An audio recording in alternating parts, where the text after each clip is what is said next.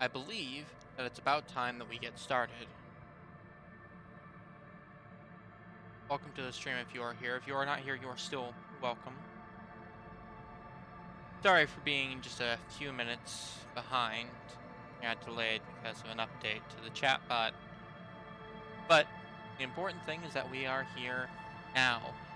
And this may be a tad loud.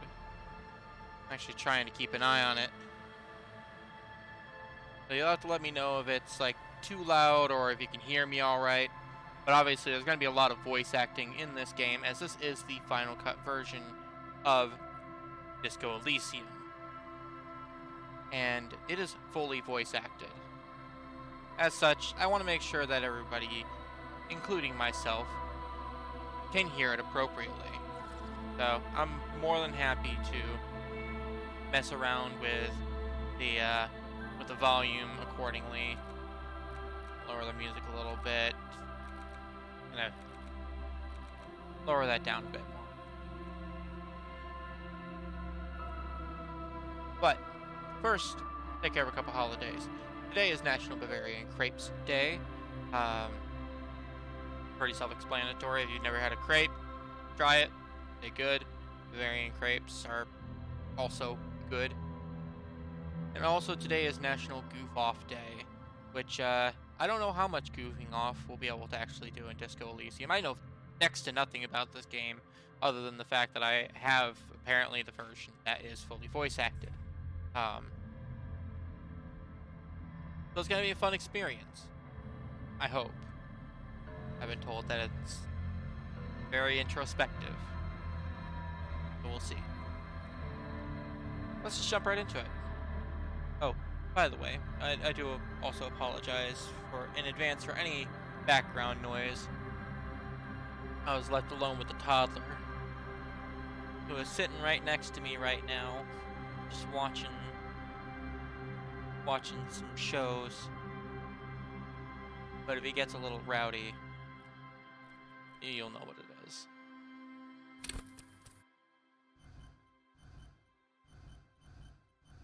Okay, so from my understanding, this game doesn't have combat, I don't think. It's kind of like a detective thing. So I'm not sure if I want to go with one of these basic ones, or if I want to make my own. I don't know enough about the game to actually really decide. Let's see, thinker. Extremely intelligent, very bad with people, knows interesting facts, comes up with original ideas. Sensitive, is very psychological, a magnetic personality but unstable, might begin to lose his mind. Oh no. And physical, extremely physical, interacts with the world through his body, gets things done, but dumb as a rock. Okay, each of these do. Okay, so each of these stats actually applies to a specific thing. So intellect is your capacity to reason. Psyche is your power to influence yourself and others. So that's like that's why he's bad at talking to people.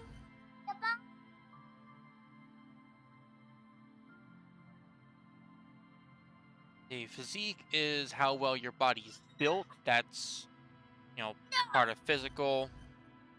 And motorics, that's how well you move your body. Okay, so if I were to go with thinker, then he's very good at moving his body and very good at reasoning things, but sucks at talking to people and isn't really fit. Sensitive is the complete opposite, and then physical is physique and motorics, so he's dumb as shit.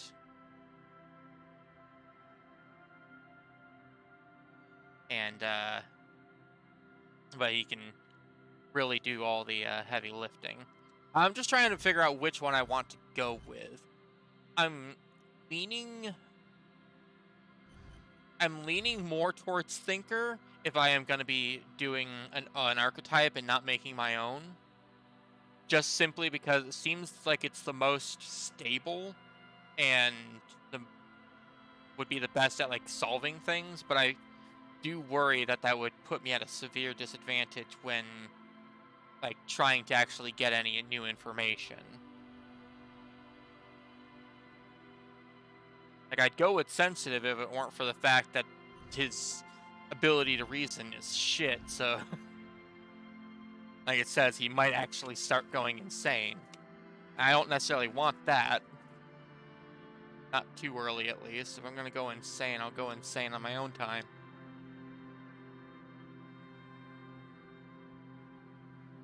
Yep. See what create your own is.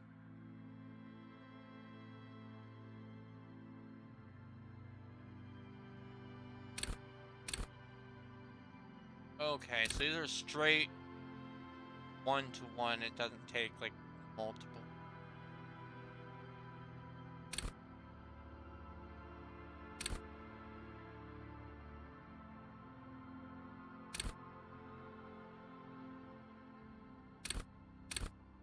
I might do 5-3-1-3. That way I have average psyche and average motorics.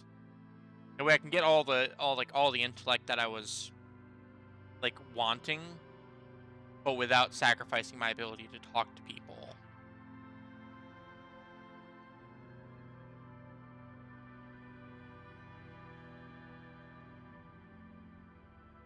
And I think that that's what I might actually end up going with.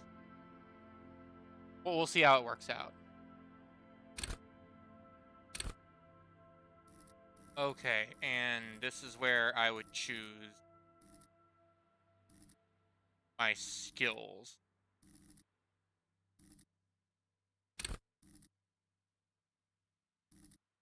Okay, so this is just setting a signature skill that I'm probably going to want in my main stat. Logic, build raw intellectual power, deduce the world, encyclopedia, call upon all your knowledge, produce fascinating trivia. Rhetoric is practice the art of persuasion, enjoy rigorous intellectual discourse. Drama is play the actor, lie and detect lies. That might actually be. Conceptualization, understand creativity, see art in the world. Or visual calculus, reconstruct crime scenes, make laws of physics, work for the law. Ooh. This one, like the archetypes had. Yeah, that's kind of what I was thinking. So that's why I was thinking I would put it in whatever like my base stat, like my main stat is, which is intellect. That's kind of why I'm looking at these. But yeah, this fucking art is interesting. Like that is some creepy shit.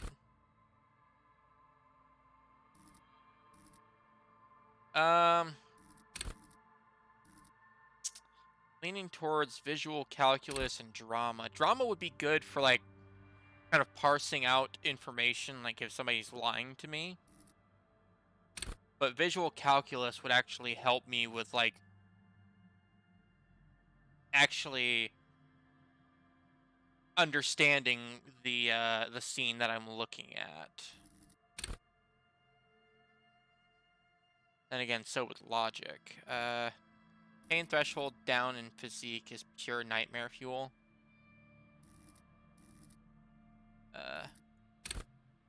Oh, yeah.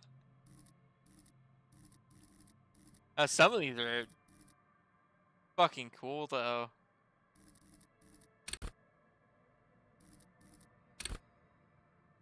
Like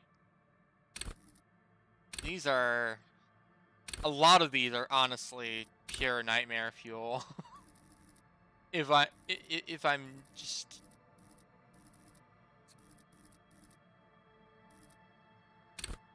It's a lot.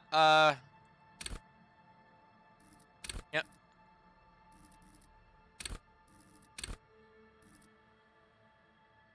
I'm gonna go with drama. Fuck it.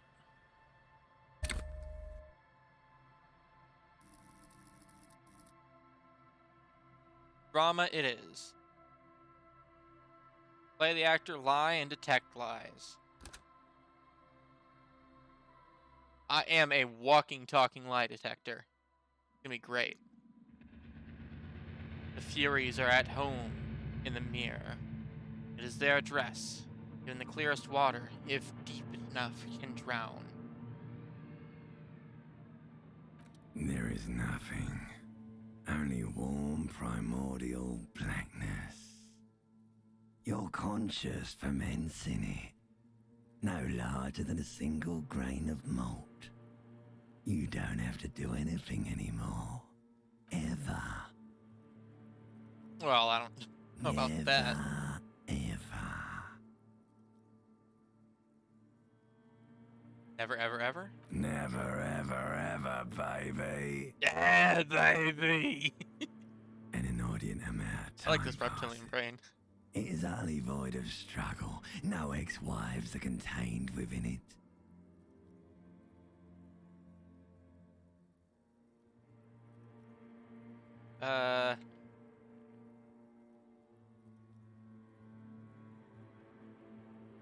Yet this sounds fucking great. Yes, it is. What about those ex-wives, though? An awareness creeps up on you. A mass lies hidden in your dead angle, soaking in some lurid acidic sauce. It's bloated and shameful. A ball of meat surrounding you. This is a terrible line of questioning, and it will only lead to more awareness of the meat thing. More awareness of the meat thing? The body? Now, tell me about it. Ex-love, ex-tenderness. It is foolish of you to resurface to the loss. Not after all the damage you've suffered to get here. Some of it irreversible. Stay. Sail with me through the abyss of pelagic zone. No, I want to get off now. I like pain and burning light and wanting things from people who don't want to give them to me. Do you really? Don't be naive. Of course not. I want to sail the inky blackness until forever ends. No, I do. Let me off. I want off of, Mr. Reptilian's ride. You wouldn't like it if I told you what was back there. Why'd you think you had to bludgeon yourself into oblivion? Or did you not sense yourself marinating? Poured so much on yourself, got a bit carried away, did we, Chef? Fear and apprehension. You should ask what's out there first. Oh. I passed something. I don't know what I passed, but I passed it. Great success. No, I'm definitely not an idiot. I'm very intellectual. Clearly. I did this to myself, though? Yes, your one disco mother. There's this giant ball It's waiting there. for me. And evil apes. And the evil apes are juking it out on the ball. You're one of them. Yeah, I'm one disco mother. It's basically all just evil apes juking it out on a giant ball. How big is the ball, or how small are the apes? How big is this ball? You can't even make out it's a ball when you're joking it out. It's that large. That explains why people think it's flat. How small are the apes? Infinitesimally small. This duking it out I keep hearing about. What's that? Vying for resources is just a stupid expression you picked up somewhere. The part of the presentation you want to take home with you is this. You have to beat the other evil apes in the face, or you lose. That's sad, or that sounds like something I would like to do. Let's go. That's sad. Yes, it is. And you drowned in that sadness a long time ago. What do you mean drown? You lost. The sound outside, you recognize it. It's a Caprice Canela motor carriage. Oh.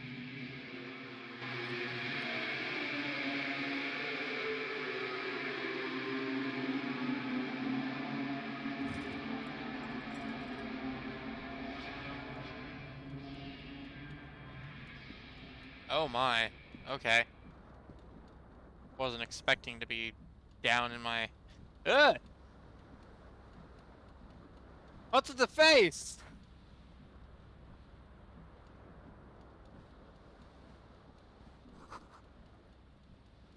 Magnum-sized bottle of Commodore Red. Empty. Yeah, that's my fault. An empty cassette. The reel-to-reel type player is still on, rolling empty. Okay. So I can at least get some of my clothes. Got some shoes. I got one shoe. Put on some pants. Yeah, why not? This fan has two chain pull switches. One ends in a tiny fan, the other in a light bulb. A truly horrific necktie has somehow attached itself to one of the blades. I'm not just gonna I'm not just gonna grab it. I'm gonna pull on the fan. The blades come squeaking to a halt. It should be easier to reach the tie now. You swoop up and catch the tie. Oh, thank Snap. God. It's released from the blade. What you have in your hand is a truly hideous necktie with 4 or 5 different patterns. The knot reminds you of a noose. It's a bit rude to be thinking of my own tie like that. A terrible mistake. Turn the lights off immediately. You can practically feel the photons burning a hole in your brain. Yeah, these skill checks are gonna be weird. The lights are off. A terrible mistake. The lights... Alright. Let's see what else we got. There's my shirt.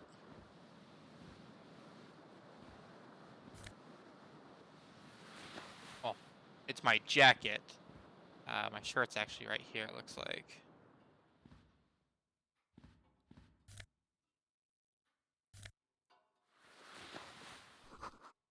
Keep bottles in the bathtub. Wine, beer, and sweet liqueurs. You hear a jingle. Keys are clinking in the pocket of your flare-cut pants. It says whirling in rags on the aluminium keyring. There is a single key on the ring. The number 1 is etched on it. It should open the door. Rolling in rags? Is that like the name of my apartment complex or something? A mirror hangs above a bent and broken sink. In a fierce discharge of masculine energy, someone has ripped half the faucet off. It couldn't have been me. I'm weak as shit. Was this not the same Elo Ooh, that founds empires just and barely. lays waste to cities? Virile, uncaring towards the little things? I just barely matched that roll. My intellect is already coming in tight.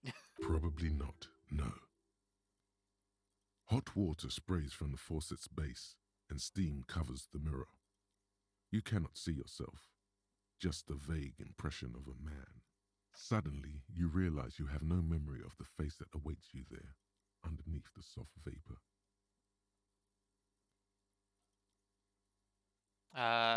Really? Or Yeah, recollection really nothing. of the person you are The people in your life and even the world you're in has drowned in a sea of blood alcohol.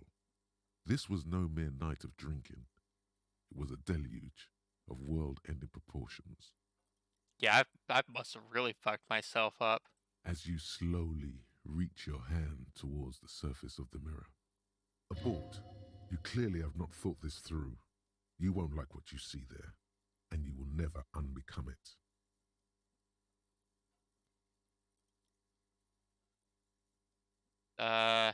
Maybe I should touch it first. Make sure. How was that a success, though? Like, my brain's telling me that this is a bad thing. Make sure that there's nothing wrong with my Yeah. face. There is definitely something wrong with it. Where to even begin? There is the bloatedness, then the swollenness.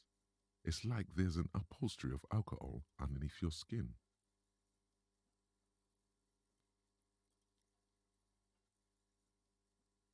At least my tongue is okay. It's not. Damn it. It's swollen and snail-like, wriggling between your fingers. Bet you are. Your nose feels like a small balloon in the middle of your face. It hurts when you honk it. It doesn't appear to be a particularly tiny nose either. Hurts when you honk Not it. with all the drinks it's absorbed for you. Now we're doing this anyways. I don't care what my brain says. Behold. You have no idea who this thing is, do you? Dear Lord, help me. What is this? Of course I do. It's is it some kind of superstar? I think I'm a superstar. Or this is the face of a late-stage alcoholic. Definitely the face of a late-stage alcoholic. Too late. You clearly have rigor mortis on your face. Or wait, is that an expression? Are you trying to make an expression with that face? Why? Not making it, the face is making it itself, or I have no idea why it's there, it just is. Nah, the face is just doing that. Please stop. It's horrible. You're scaring yourself. No, I refuse. You can't, can you? It's like it's not even voluntary anymore. You have worn that grin into your face, and now it won't come off. What does it even mean? What is the emotion you're trying to convey? Let's see. Superstardom, God, I don't know. It's indescribable. I think it's supposed to look suggestive. I'm afraid it's meant for the ladies. Or, let's see. I'm insinuating that I'm vaguely sympathetic. I think I'm sort of pulling it off, too. In a sad has-been kind of way. There is some charm to it. Or the meme, it's an expression of pain. Nah, I'm vaguely sympathetic. There might have been, 10 years ago. It's little more than a cadaverous spasm now.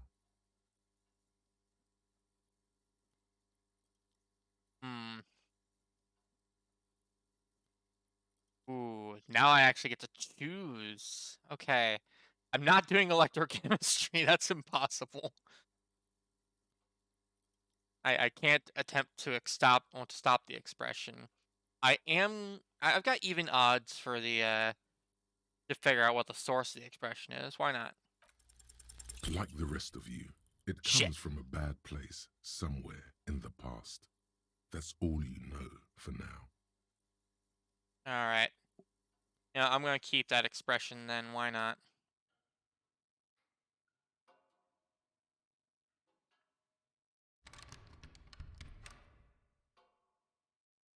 Okay.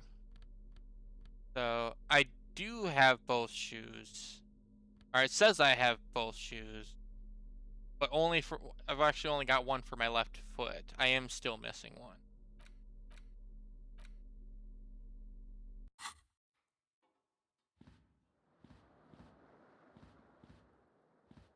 Broke this window. Who came into my fucking apartment and broke my window? The window stands broken in its frame. Cold wind blows in. The shards face outward. Whatever broke this window came from the inside. Shh. That means there must have been somebody else in my apartment with me. Did I break it with my own hands? A fine web of scarring covers the back of your right hand. but none of it is recent. What did this More then? likely a projectile than a held object. A bottle There or are a no ball? fragments on the floor from pulling a tool back in after impact. It is too large for a bullet, yet too small for a piece of furniture. You're looking for something heavy and larger than your fist. The single green shoe you found fits the hole almost as well as your foot. Damn would it, my have other also shoe's been heavy outside. enough if Okay. thrown with force. Congratulations. You smashed the window with your own shoe. Now you only have one. If you're lucky, you could still find the other one on the balcony outside. The door to it should be outside your room. I love this narrator, by the way. Just a very deep, smooth voice.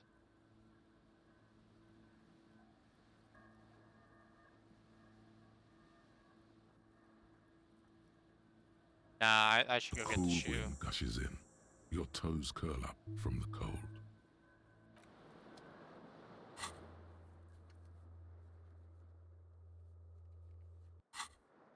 Alright. I don't think that there was anything else there, so let's just work our way outside, see if we can go find that shoe.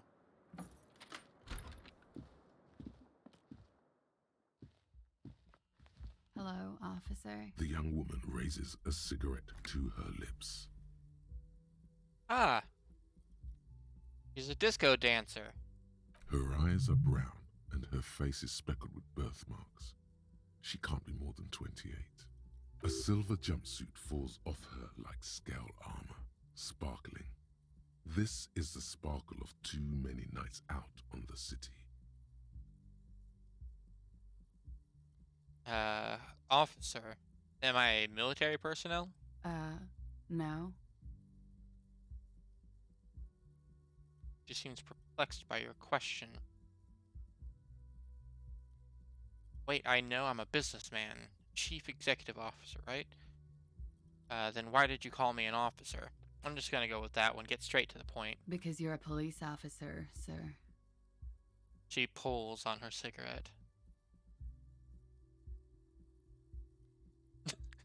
God damn right, I'm a policeman. Don't you forget it. Nah, I'm not insulting her. You're shitting me. I'm not. Unless you've been shitting us all this time. She takes another drag. All this time? You've been here for 3 days. On official police business, no less. And, you remind me what business that is. Couldn't say. In truth, so far, mostly drinking. That sounds about as official as police business can get. You have no doubt about the drinking. But do you strike yourself as a tight-lipped drunk? She must have heard something. I might not know where I am or who I am, or what a Hopris kinema is. How I know what one sounds like.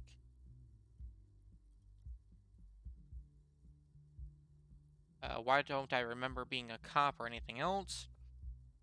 Who in their right mind would let me be an officer of the law? That's just a good question. Very low chance on the suggestion. Let's go with the top one. She nods. But I do know when someone's not telling me the whole story. What am I doing here? What's my case? There's a mercenary out back. He's been hanged. The body has been there for a week now. The locals probably got tired of it and called the cops. Why didn't you just tell me that? I didn't mean to overwhelm you with information. You seem a bit lost, officer.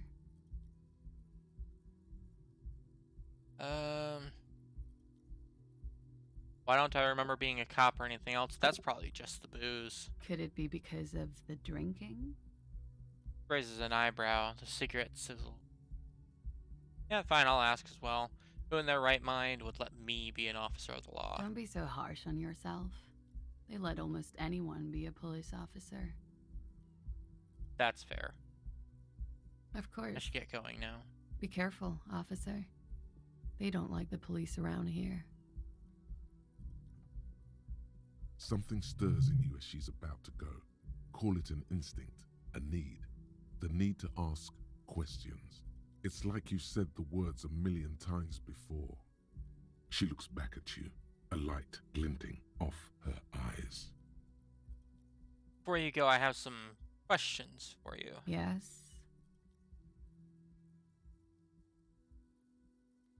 Let's see. What is it that they have against the police The here? dock workers are pretty cocky. They think they're police enough. At least here on the coast. I can't say about the rest of the city. Where exactly is...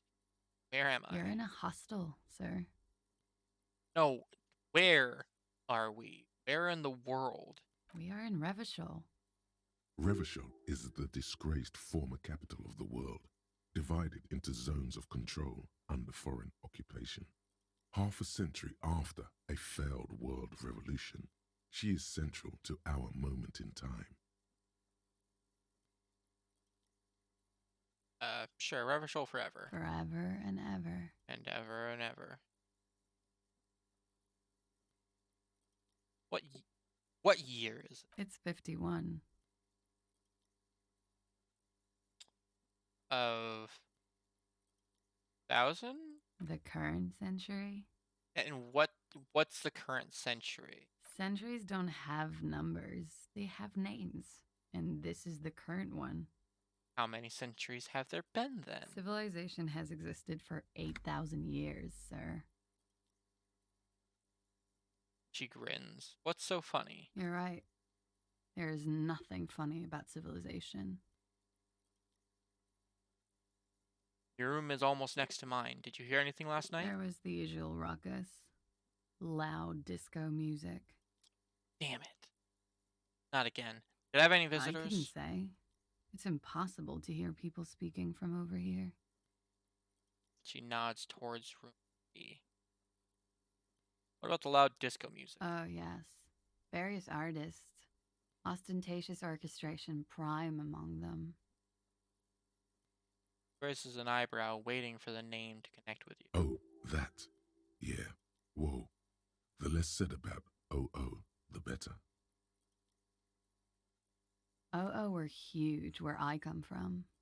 I was very young then, of course. Like 7. Life gets hard, but we go on.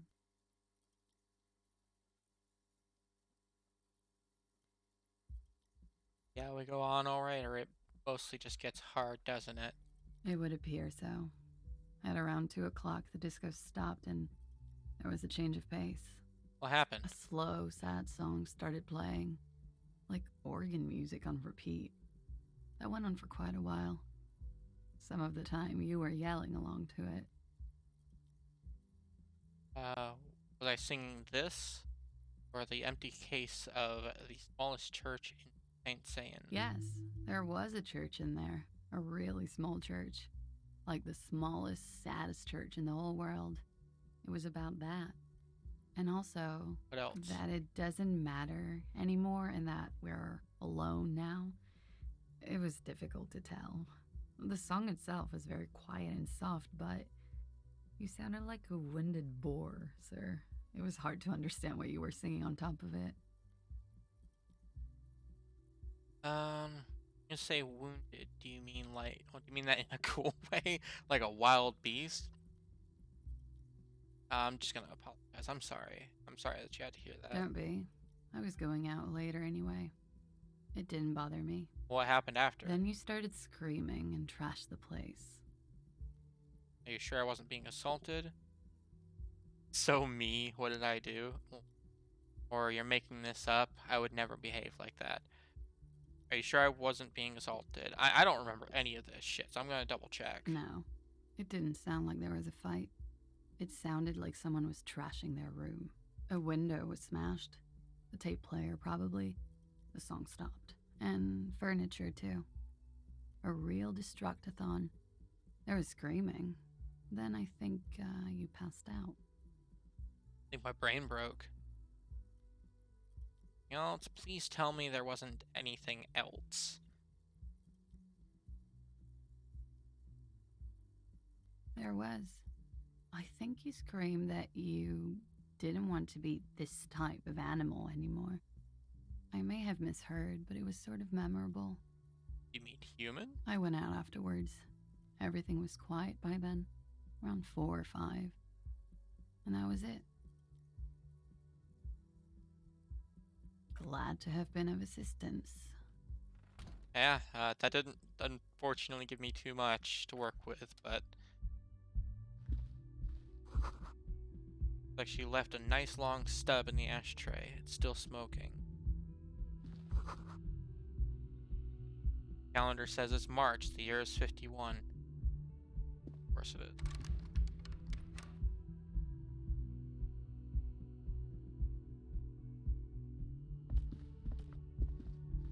And over here on the desk. This is the weekend edition of the satirical newspaper Trompe le Monde. Trompe le Monde? I don't know how to pronounce that.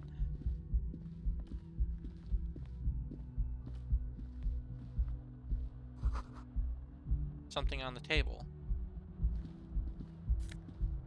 Ah! Money! I'll take that. Does this lead out to the balcony? It does! Hell yeah, I can get my shoe.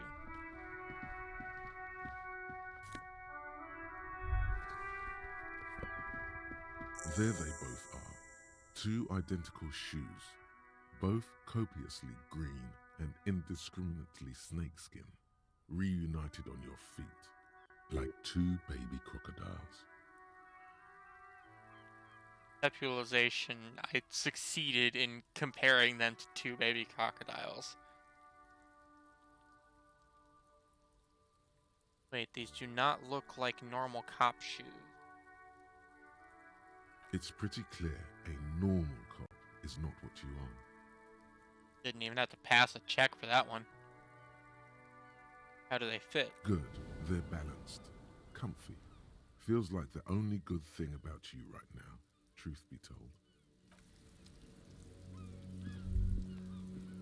Well, I'm glad that they were comfy enough to heal my not loss of morale.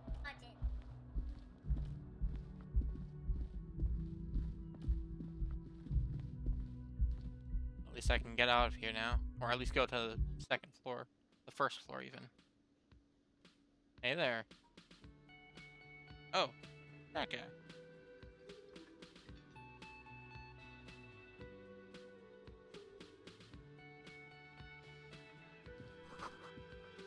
Summer door closed for the winter.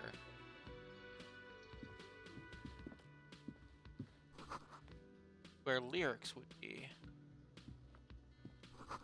Big old karaoke mic just waiting for someone to sing into it. Wish I could.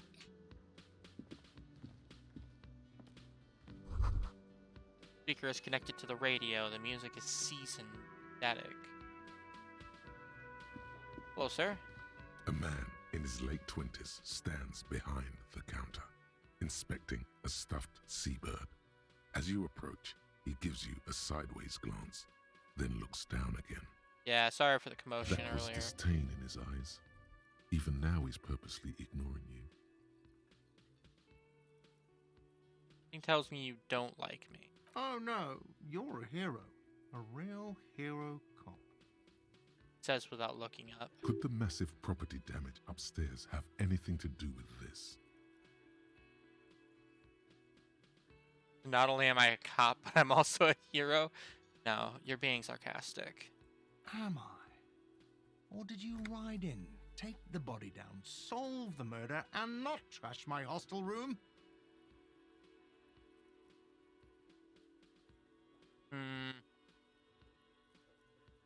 Yeah, I did all those things. I'm guessing I didn't do any of those things. Or I do it, I do not appreciate your tone. This is no way to talk to an officer.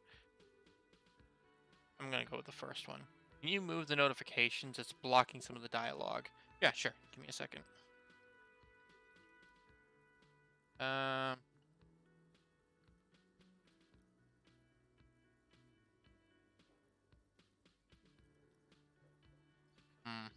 Where's a good place to put it? I'm gonna put it up here for right now. That better?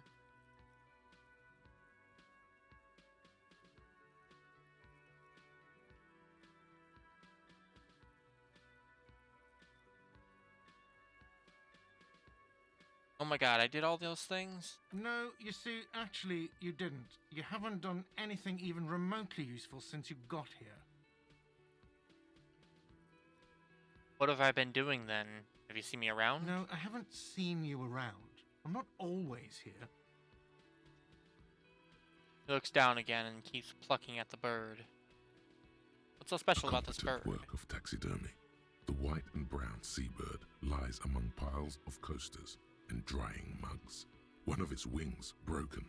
The man is trying to mend it. Oh, okay. Looks like the bird was ripped off the shield that was used to mount it, most likely on a wall. That probably This wasn't is the me. great skua. The seabird is the symbol for the discovery of the Insulindian Isola, the part of the world you are in right now. Something about it makes you feel bitter. Look, That's a great your school, right? buddy is over there. Looks at the doors where a man in a bomber jacket is tapping his foot on the floor. And he can keep waiting. Why don't you go and talk to him, okay? A cop and I talk to whomever I please, or what do you mean, my buddy? I'm gonna ask him about the guy before I talk to the other He guy. pretends not to hear you, concentrating on the bird instead. No, I'm not Bartender? the bartender. I'm the cafeteria manager. What's the difference? I have 3 cafeterias to manage. 3. Sylvie tends the bar here, not me. I'm only standing in. Oh, where did Sylvie go? She just, you know. He shrugs. His eyes dart from left to right. This man isn't lying, but he is hiding something. She just what? So now you're a cop. Oh, forget it. You Fine should then. totally sing karaoke here, the first chance you get. Your emotions need to be expressed. People need to know your vast oceanic soul. Oh, definitely. My soul's cubic content is obscured by the hangover. Nah, my soul is immense. Utterly. And it needs to be heard. Through a PA system. Of course. By other people. What should I sing when it comes to it? You should sing the sad small church song from that tape you found. Thought it was obvious. Thinking maybe I could sing something happy, like from those folks. Of course. They'll really get a gauge on my soul with that one. No, my drunken stupor, that's definitely when my soul showed through at its brightest. Serves them right. Wipe that smirk off their face with your sad, tragic, small church song. Who's laughing now? No one. You would need another copy of the tape first, though. The one upstairs is destroyed. Damn it. Well, eventually I'm gonna sing that karaoke.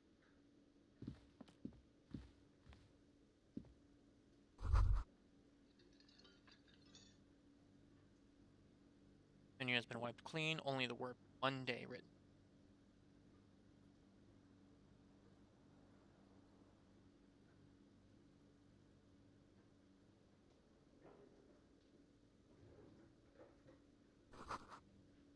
Woman's hand wrote yesterday's message. Today starts with a man's handwriting.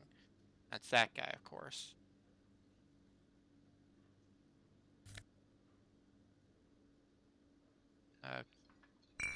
I'll take that just in case.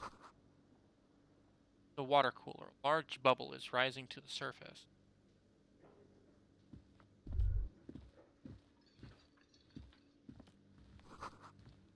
Soft purr of an electric juicer comes from the kitchen. Someone is working. Door is bolted. The sign says, "Kitchen reserved for personnel until 13."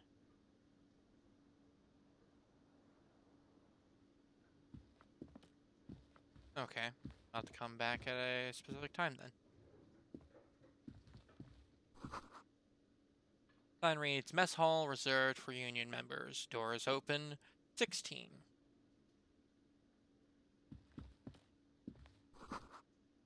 Royal pinball machine is unplugged, and it's also blocked. Hey, you gonna play that pinball machine? Hello, sweetie. Lena, the cryptozoologist's wife. You shouldn't keep your colleague waiting. He nods toward toward the man in the orange bomber jacket. You can leave him waiting about damn well, please. Waiting for a while already. Bottle of rum has been knocked over. Beautiful dark liquid spilling out. Hey, all right, man? The man is sleeping at the table, wearing mud-caked boots and rolled down overalls. The back of his shirt reads Wild Pines, circled by a logo with a tree. On the counter, rolled out of his open hand, you see a blister pack of headache medicine. The man does not mind. You probably need them more than he does. Definitely. You've just picked up some magnesium. This item is stored in the bottom left corner of the screen above your character portrait. Use magnesium to heal your morale if you have morale damage.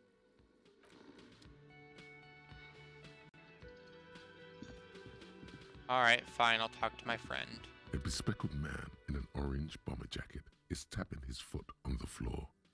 Looks like he's waiting for someone. As you approach, he narrows his eyes and extends his hand in greeting. If an assault were launched on this building right now, if the windows came crashing down and the whole world descended upon you, this man would hurl himself in death's way to save you. You are sure of this, but why?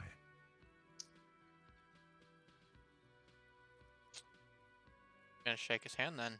He's willing to throw down his life for me. I'll shake his Hello. hand at least.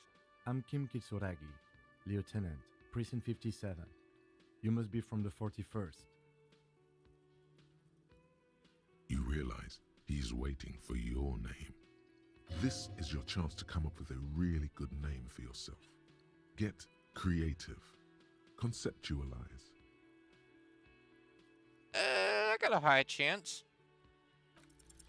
Concentration makes you squint your eyes. Your name should be deep gold and orange, like a forest fire looming on the horizon, but mixed with the stench of liquor rising from your breath. You're 2 steps closer to it, but there are still many to go.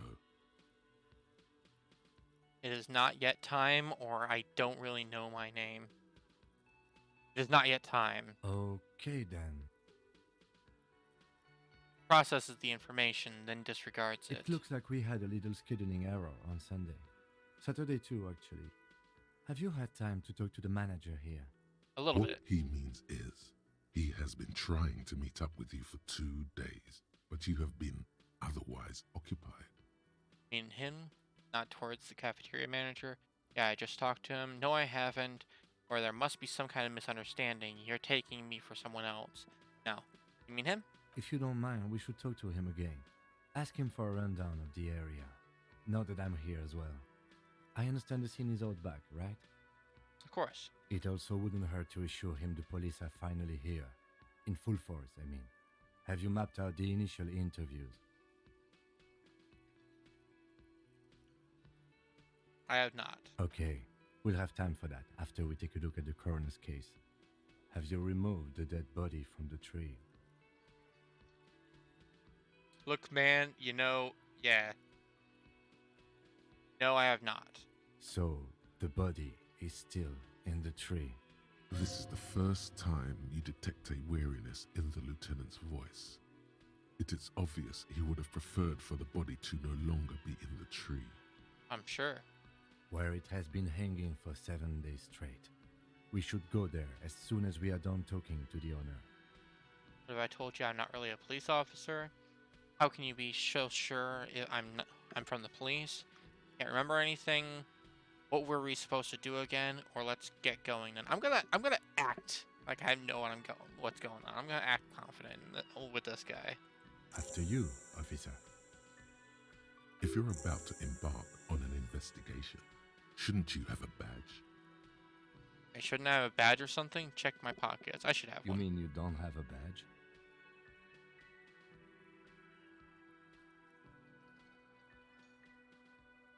I'm just gonna be honest in this case. It wasn't on me when I woke up. Losing your identification card is a serious matter. My vehicle has a shortwave. You can use it to report your badge missing. I advise you to try to locate it as quickly as possible, but getting the body down should still take precedence. Lieutenant Kitsuragi is now in your party. You can talk to him whenever by interacting with him. Alright. Go talk to the manager again, Kim. Hey, I got my buddy here. The man with the unimpressive beard notices you approaching. He drops the ledger he was holding and turns to the lieutenant. Mr. Gart, right? You run this place. It glances in a little notebook. Yes. He responds tersely. I am Kim Kitsuragi from Precinct 57. This is an inter-district investigation, so joining me from Precinct 41. He looks to you, realizing he still doesn't know your name. The Harbinger of Ruin. What is gold and orange like a forest fire, but smells like liquor? Or I'm currently in between names, or say nothing.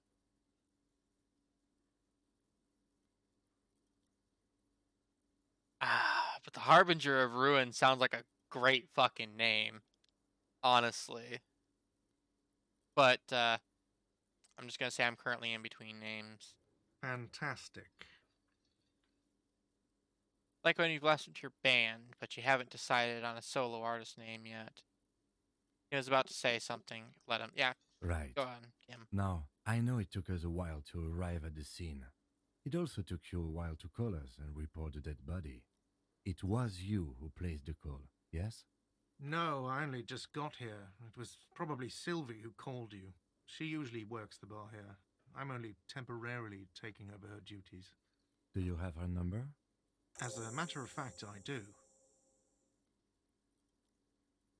He looks behind a pile of coasters, finds a slip of paper, and hands it to the lieutenant. You said you just got here. From where? Are you a local? What, of Martinez? No, I live in Jamrock.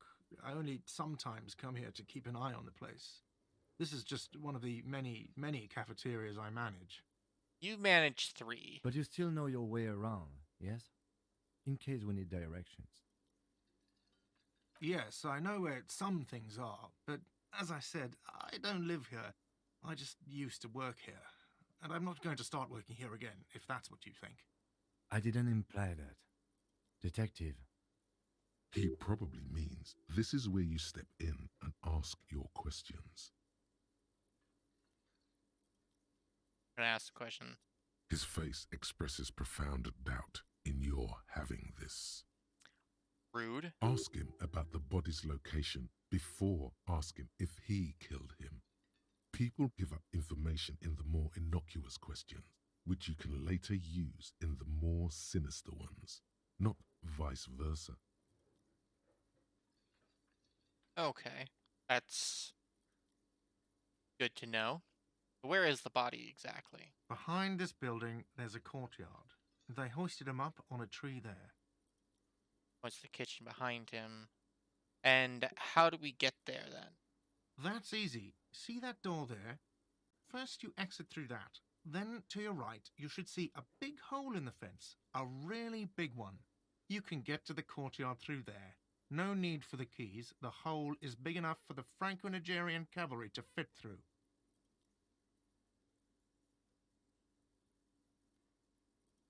Do you have any idea who killed him? I don't know who killed him. I'm not the police. That's your job. This is it. He said they hoisted him up on a tree. Who is this they, if he doesn't know? Before you said they hoisted him up on the tree. Who do you mean by they? Oh, people are saying it was the union dock workers, that it was a lynching. Who exactly is saying that? The locals, the customers, the people who eat here. A lot of dock workers eat here.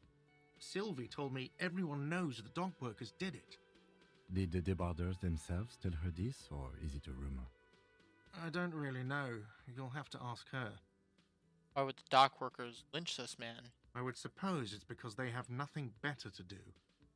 You mean the strike? Yes, the strike. The man they hanged was a security guard for the harbour company, I hear. A mercenary. The unionistas probably thought they'd send a message.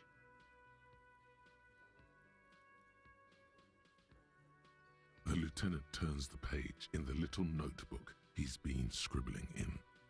And why did Sylvie go away all of a Haven't sudden? you asked me that already? What is it with you and this woman? She has nothing to do with this. No, before I asked you where. Now I'm asking you why. Okay, you got me. She went away because of the dead body out back. And because I asked for her number. That's why Sylvie went away. I hope you appreciate that. Yeah, I do appreciate that. Thank you. The lieutenant says. He opens the little notebook at the cover. Number is safely tucked away in a small pocket. I asked an employee out. She Did it didn't go well? want to come, but felt obliged to. It was a bad idea. Now, what is so goddamn fascinating about that for you? It's got nothing to do with the lynching. This stuff gets on my nerves. I am a feminist. I guess I like being thorough. Everything has something to do with everything. I don't know. I just went for it, or you're right. I probably shouldn't have asked.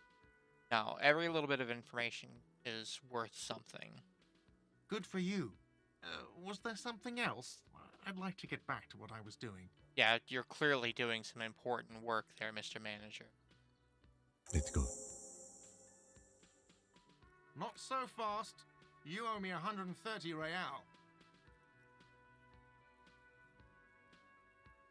I'm gonna try to slip away unnoticed. As you blow this joint, behind you, a whiny voice shouts. Real mature, man. Real mature. Thank you. I try.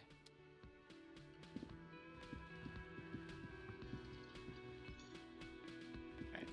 Well, I guess I'm gonna go outside and check the fence. Come on, Kim. Blow this popsicle stand. Heap of snow melts in this wheelbarrow.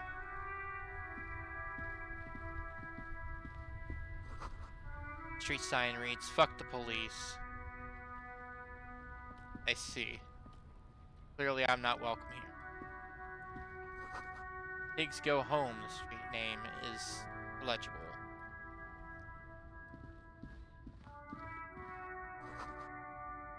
Closed for winter, please use the main entrance.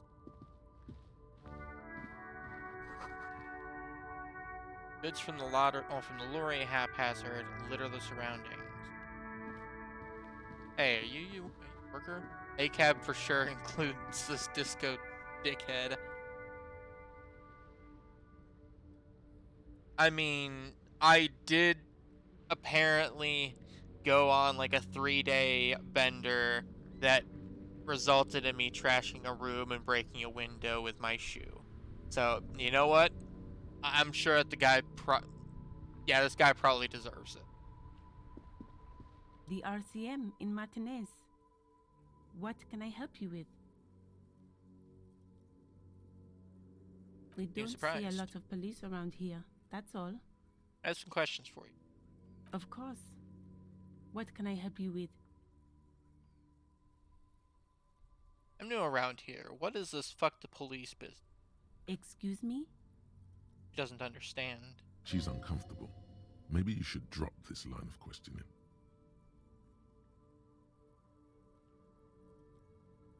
Yeah, I'm gonna back down. She shifts in her seat awkwardly. And may I get your name? Me? I am just a gardener. Alright, Miss Gardner. What are you doing here? I am working. On what? I have a greenhouse in the yard there. I've been trying to get some work done. What? Well, as you probably know, There's a corpse hanging from a tree there. It smells pretty bad, so I have to take breaks. You'd think that it would have aired out at this point, but I guess with all the snow, it's probably not going well. Don't worry, miss. We are here to clean it up. You can get to work soon. Thank you. My head is about to explode from all the salts I've had to inhale. Of course, I won't hold you back. Wipes your brow with the canary yellow glove. But I do definitely gloves. think that You this... get the feeling that you need them. You have a dead body to deal with after all.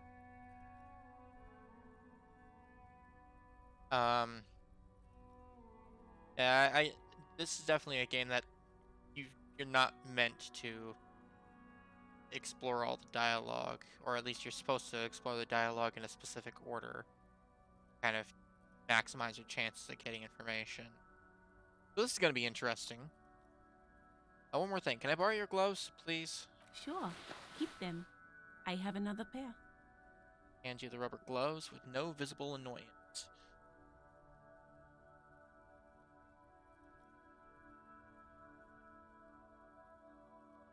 Also, sorry that I keep stopping. Gideon keeps pulling up other apps on my phone instead of watching his shows. Thank you. I'll put those gloves on. I have a dead body to take care of after all.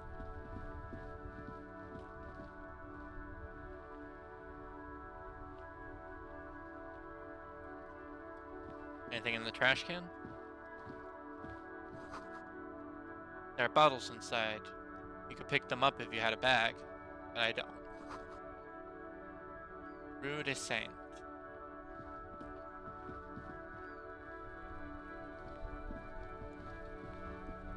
This Postler Vantorier mail collection box has been heavily vandalized with graffito. A closer inspection reveals 2 bullet holes in the front.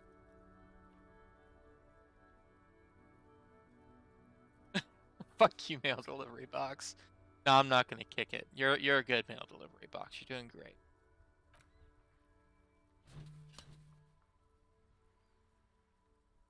The box seems happy. I'm happy for it.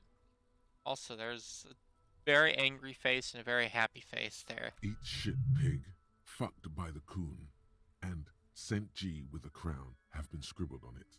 Jenny is a whore, and best set mailbox also. Been there. Mail collection box. Been there.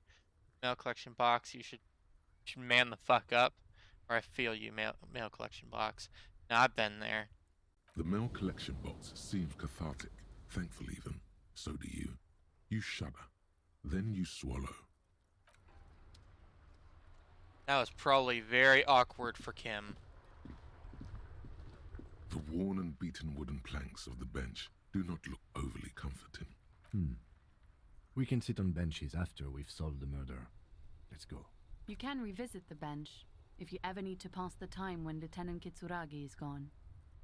That's good to know. Great tectonic force has cracked the pavement like an eggshell.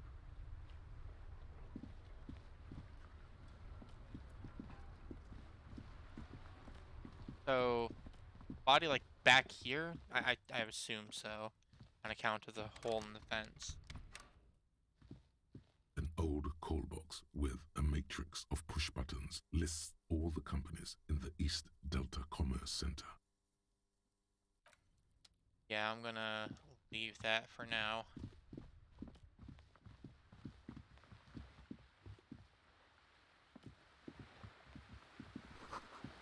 Book about the future.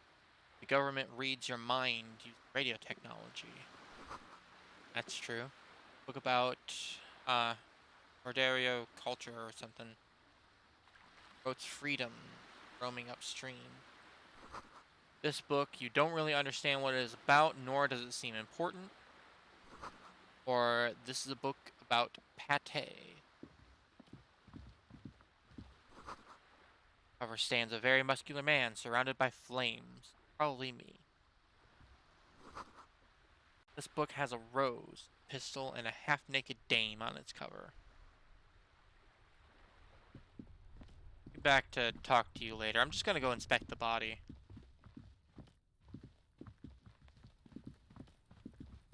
Kim really wants to get it done, so... Oh my. Okay.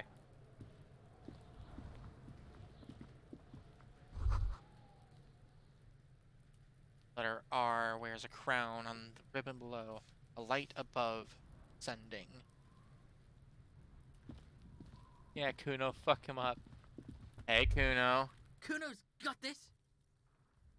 The boy throwing rocks at the dead body can't be older than 12. If there ever was such a thing as an ugly kid, then this is it. He's almost exquisite in his ugliness, like a gremlin. I could see it. Oh yeah, nappa gumpy, Kuno! Yells the other kid behind the fence. Hey kid, a word, police business. Moment of your time, please. I'm not getting into this right now. Hey. Right in the dick, Kuno! Get him right in the dick! Don't do that. Love it in the dick. Shit, okay. The boy is sweating profusely. His eyes are like two black holes and his jaw is twitching as if trying to break free from the empire of his body.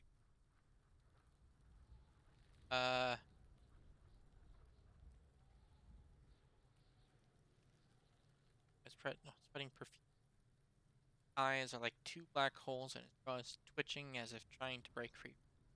Alright, empire of his body.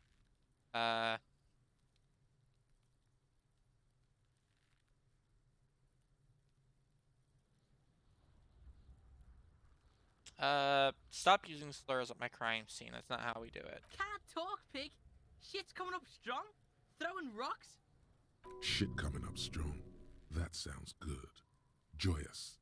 You should hang out with this kid and see what that juicy shit is all about. Juicy what now? I mean drugs. The kid's on drugs. Oh. Yeah, Kuno! Ride the lightning, Kuno! Kuno's riding at sea. He wipes sweat from his brow.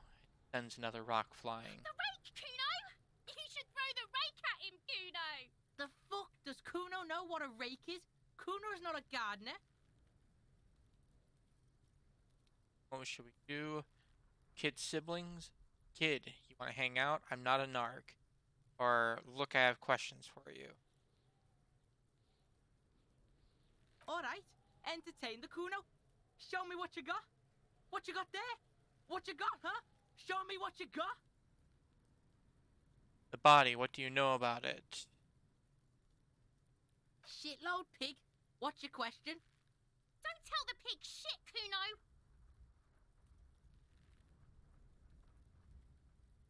Pig's choking! He's totally choking!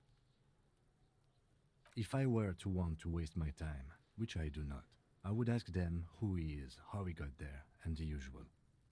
The usual being, have you seen anything out of the ordinary? Or have you seen anything suspicious? Do you know the body? Kuno's fuck imp. Kuno uses the fuck imp for target practice. He's trying to hide the fact that he doesn't know. So you don't know anything. Kuno knows all kinds of shit. Kuno's not a snitch, that's all. Trying to make the Kuno sing into the popo phone. Do you know how it got up there? Probably climbed. Kuno was busy down the road when that shit went down. So you didn't see it happening. You heard Kuno. Kuno wasn't even in Martinez. Kuno wasn't in Revachol. Kuno wasn't regional. The city's too large for him to have left. But he wasn't here either. So where was he? You didn't really live the city. Where were you? Told you, pig bacon. Kuno doesn't do regional. Kuno's been to places you wouldn't dream of. So you were cracked out of your fucking mind. Fucking Mesk. Or, I dunno, some other place. Night City. Kuno was in fucking Night City. I highly doubt that. There is no Night City anywhere. That sounds like the name of a city in some pulp science fiction novel. Fictional city name. Night City doesn't exist. Why you gotta be riding Kuno's ass? You haven't been where Kuno's been. You haven't been in Kuno's head. Well, we're getting there. You wanna know where Kuno was? You wanna know what Kuno's been fucking up to? Yes, I do. Don't tell him that, Kuno. It's lame. You're lame. It's not fucking lame. Kuno's building Kuno's city. Night City. Rage City. The City of Rage. That's it. And it's not lame. Lame. That's the name of Kuno's city, bitch. Get the fuck off Kuno's back. This shit ain't about that. It's impossible to deduce what it is about, at least for the moment. If it's important, it'll come up later. Focus on the case. Night City will make someone a criminal. Throwing rock. Have you seen anyone suspicious around? Just a couple of pigs sniffing around in the dirt. That seems pretty fucking suspicious to Kuno. Yeah, you tell the faggoty, Kuno. Looks like you're a faggoty now, whatever that means. The suspicious question doesn't really work in antagonistic situations. More on this later. Right now, let's talk about something You're else. testing Kuno's patience here. Oh, that's a two-way street, buddy. Get lost. Christ. Kids needs to chill the fuck out.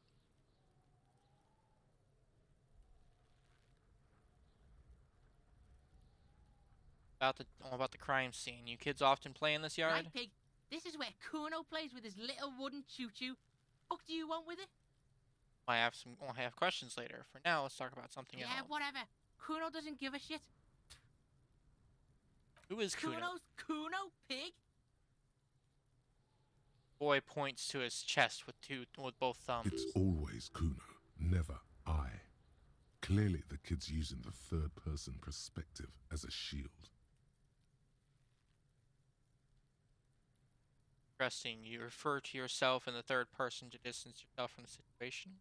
So you refer to yourself in the third person. I'm gonna just pry into it. He does it to himself. Kuno doesn't do that smart shit. Don't throw that book shit at Kuno. Kuno knows you're lying. Trying to get Kuno hooked on the book. Watch out, Kuno. He's trying to fiddle you. He's gonna put his hands on you. The thing behind the fence starts squealing, shrill and violent like a fire alarm. Help! Pig's got Kuno! Help! Rape! Sound gets louder as the kid shouts at the windows overlooking the yard. Help! He's got the Kuno, help! Answer the fucking damn question. Help! He's digging his dick out! Escalate, Kuno! His dick is out! You're afraid! Pigs in here, Kuno! Somebody, please! Full blast now. The wind carries the message far and wide across Martinez. How did we get here? How did this happen? This makes no sense. There may still be a way out. Just appeal to his reason. Be logical, kid. I haven't done anything to you. What is the six charade raid even? I'm not gonna fucking punch him. I would fail anyways. I'm not strong enough to punch a kid. Be logical. Fucking logical! Help! The logical pig is fiddling Kuno! No! Get off Kuno, you sick fat fuck! The nearly psychopathic way they could slip in and out of the act implies you're not the first victim. So, who put you up to this then? No one? Kuno's doing this because he likes it, pig. Oh, I see. So you're just fucking with him. This is where Kuno establishes dominance over you. Change your plan. You can't let that happen. It will make things harder down the line. You may end up missing crucial information. Help! The pig's gagging him! Kuno can't speak! Now, someone put you up to this. Too fucking dumb to do this yourself. You put him up to this yourself. when you decided to talk to him in the first place. Hey, fuck you, Kim. Listen to your friend.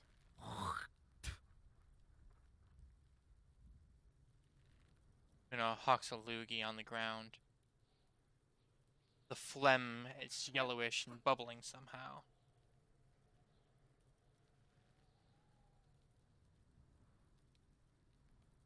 Kuno owns the fat ass. Help! The RCM is trying to fuck Kuno! Help! Misters, help! Prances around, eyes bulging out of their sockets, rolling hard, yellowing at the windows. He's flashing Kuno! He's showing his genitals! If you don't help Kuno now, it'll be too late! Look. Kuno whispers even softer than before, vanishing silently. For emphasis, a ghost is saying this. A shit-eating psychopathic ghost with an ace up his sleeve. I know you wanted to hit me. You got that I'm gonna fuck that Kuno up look that Kuno's dad gets. The murder look. The rage look. Relax. He can't read your mind. He doesn't know you were thinking that. There's a dead body, remember? That's what you were doing here. You're a cop on a case. Yeah, but I didn't act on it. It was just a fantasy. Yes, how do I get back to it? I want to go back to that thought. How do you know that? Can't see inside my head. Can you read my mind? No? Or why don't we get back to the interview? I know what you thought. I'm gonna fuck that Kuno up. I'm gonna shut that shit down. You know what? You should've, because now He raises his voice again. you're nothing. You're a joke to Kuno. Kuno laughs at you. King Kuno! Kuno turned you into his prison, bitch! You're gonna be in this shit with Kuno! No, you're not. We can just leave. Bitch, you're gonna be in this shit with Kuno forever! The peepo-headed critter doesn't let him finish. A peepo is a type of hat, by the way. You don't talk to me about my fucking peeper! You don't know where I come from! You're just Kuno's bottom bitch! And fuck these kids. About to take away their toy. Smells like spoiled meat, curdled dairy, human being decomposes. Well, yeah, the body's there. Someone is trying to grow herbs in this greenhouse. Surely it's not going well. Don't talk to me about my fucking peepo. This kid's ladder is rickety, but still climbable.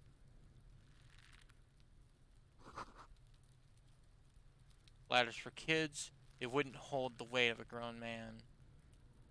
That's The corpse looks at you not gonna work with out very bulging well then. white eyes. The face around them does not look human. It's swollen and ready to burst. His lips are fish-like and his tongue like a ball gag in his mouth. You seem to be holding your breath. A cargo belt twists his neck at an unnatural angle. The body below appears stiff. It's letting out an ungodly rot. The smell seeps in even through your clenched nostrils.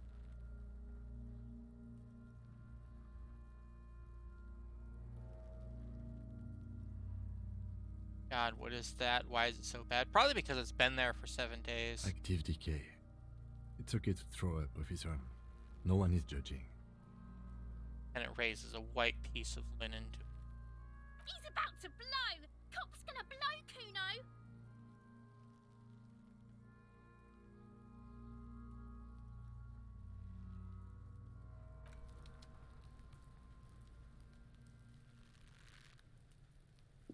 Gonna get that down.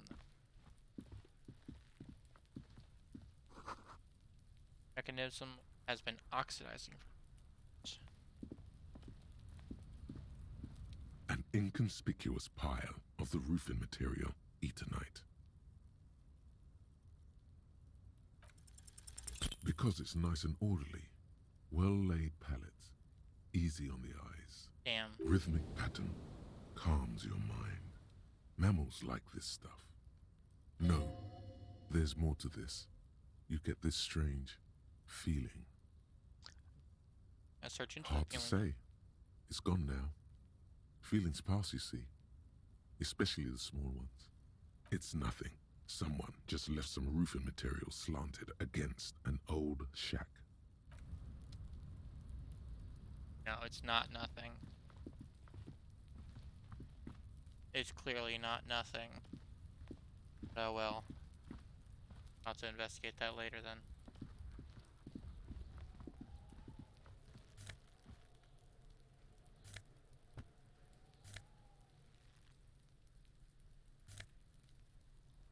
Ah, more magnesium. Okay.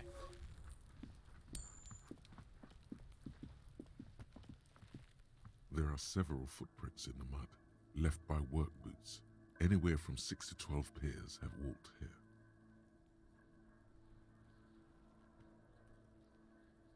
On an exact count of that. Maybe more than 12.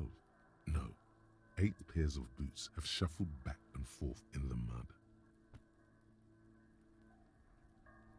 1. Standard work boot, steel reinforced toes, number 46. 2. Standard work boot, steel reinforced toes, number 44. 3. Hobnailed work boot, steel reinforced toes, number 43. Different. 4. Standard work boot, number 45 or 46.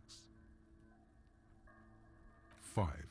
Another standard work boot, steel reinforced toes, number 44. 6. An aberration, light as air, even pace, same make of boot, but number 41. So a very small person. Impossible to tell. Could also have been an adolescent. The gait is undeveloped. 7. The glowing outline of a standard work boot, number 46. But the imprints are twice as deep as the others. The weight exceeds 200 kilograms. So that's going to be a very big person. 8. And yet another standard work boot, number 44. There's an aberration in the pattern of the sole, however. The right sole is smoother, more worn. Probably drags his right foot a lot. How many? Lieutenant has been tracking your eye. It's smooth. 400 million. No, there's 8. There's 8. I was pretty off then. I counted 20. Same guys are going back and forth. I never got the hang of it. Hyperopia. Do you see anything out of the ordinary?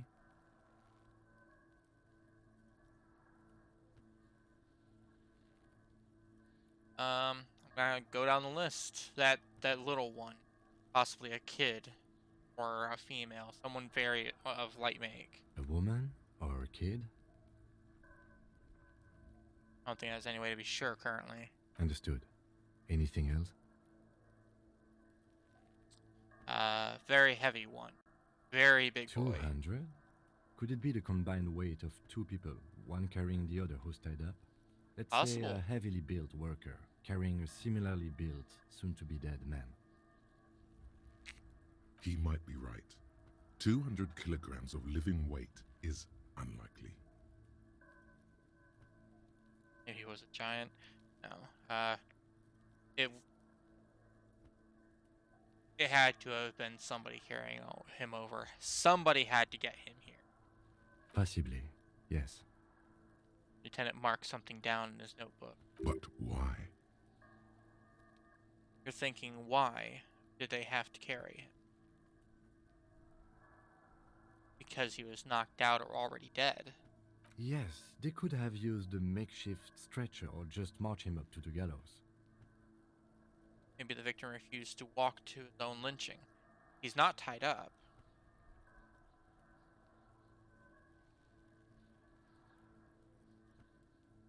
Maybe he wasn't conscious. Like, even if he was refusing to walk, like, there would have been a struggle if he was conscious in any way. So, he was either unconscious or dead. There's no way of getting around that. because he's not tied up and he wouldn't just let this happen. Even easier to carry on a stretcher or between two men. Anyway, it's for future consideration. What else can you see? One soul is smoother than the other. Interesting. Let's name it the Old Soul. You have any ideas? Someone operating a workbench with a pedal? Like a joiner at the harbor. Or maybe a drummer?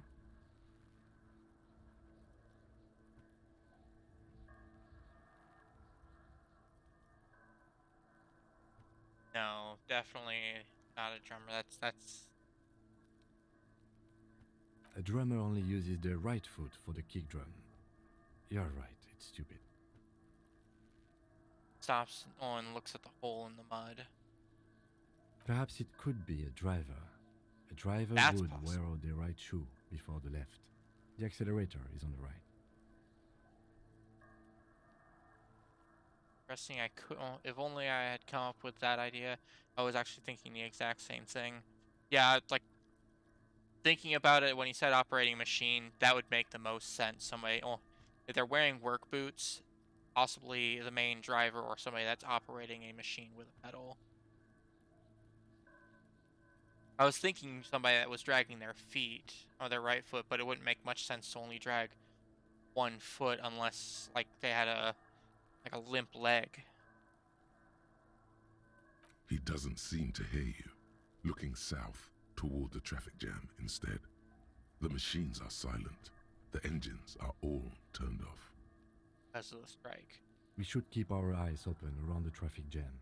See whether anyone strikes out as a potential suspect. Seems prudent, no? Mm-hmm. Lieutenant writes the information down in his notebook, then reverts to the tracks in the mud. Yeah, I have any guess at how old these are? I would assume that these would probably be about a week. A week, maybe? 7 days would fit the time frame provided to us by the caller, who reported the hanging.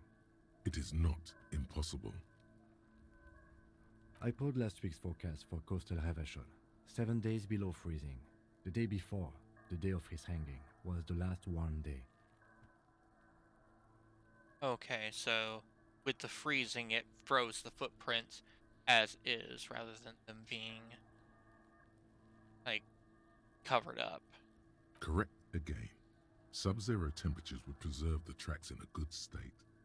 The commotion here could have taken place a week ago.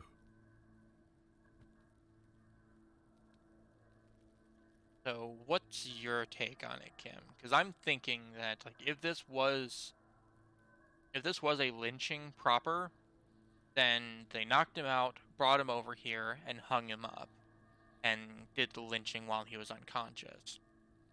Hence the reason why one of the things is lessened. But I can't shake the possibility that he was already dead before he got put up there. But obviously, without being able to take down the body, I wouldn't be able to see that. What do I think? A mob of people brought something heavy to the tree. One of them was carrying the victim. They shuffled around, especially under the tree. Then, after hoisting him up, they stood in a semicircle facing his direction. At first glance, this appears to be a lynching. Indeed, they all stood in a row here and looked at the tree. Yes, everything fits so well. Carried him over, hoisted him up, watched him hang. This is easy. I think we have a firm understanding of what happened here. The lieutenant's eyes narrow. He's thinking to himself. Yeah, there's definitely something wrong about it. Either though. way. What else? No, that's all of it.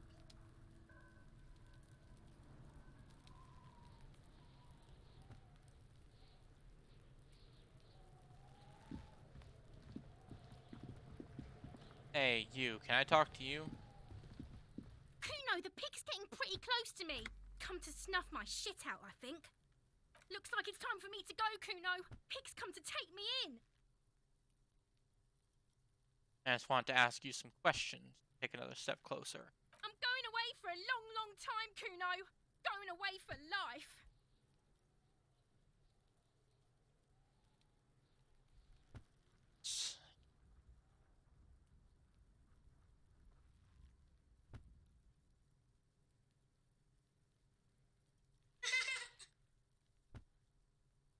What's going on there?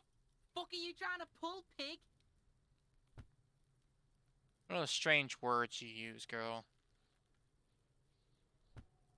I come from the woods, good Davidu. You don't want to go there with me. You don't want to see what I've seen. Probably not, actually. You're at least right on one front. Don't be traumatizing here. Get the fuck out of here.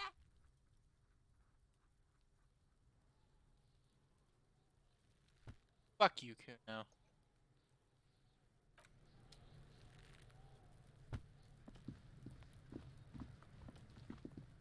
Yes?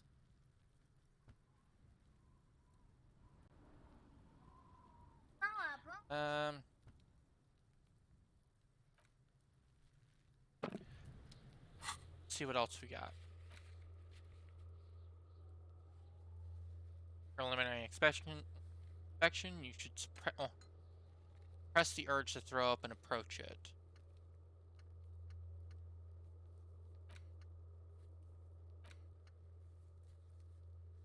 While reporting the crime. Yeah, I'm just gonna try to not throw up. I have to inspect the body. He still is, looking right. The smell is repulsive. It pushes in from your mouth, more instant and more familiar than anything you'd expected. More fever than odor. It fills your mind, flushing you from within. I just gotta get through it.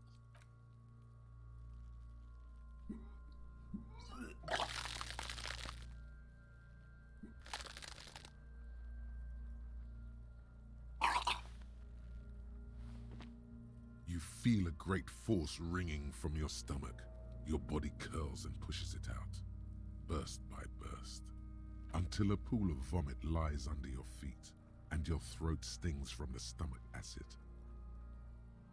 It's okay. Happens to everyone. Keep it. The hangover is clearly making this worse for you. You could use some ammonia to clear your head. Think it would help? If you can handle the headache. Some officers use it to deal with cadaverine odor.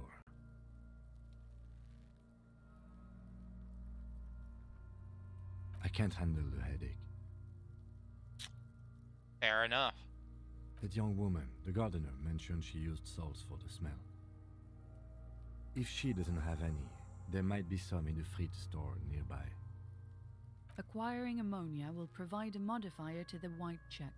Modifiers make checks easier and allow you to retry them. Okay. That would definitely be helpful then. Alright. Hey, gardener. About that body. We're still Hello working again, on it. officer. How are things? Still have your salts? I think I could use them. Sure. I'm done with them. Takes a small capsule out of her breast pocket and hands it to you. Go easy on that stuff. It gave me a terrible headache. Appreciate it, though. Alright.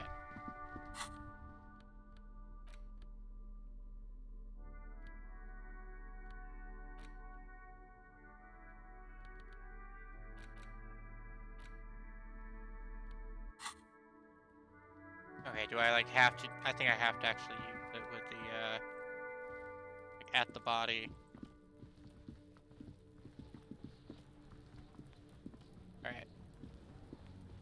There he still is, looking right through you with his white eyes. The body below is entirely dedicated to that corpse smell. Emitting it is all it does now. White check, you may retry it. +1 has ammonia. Probably not going to help. The ammonia only makes it worse. The combination forces tears out of your ducts. You manage to keep it in once. The second time, not so much. When the vomiting is done, your cheeks are wet with tears. Yeah, that ammonia did not help at all. Fuck.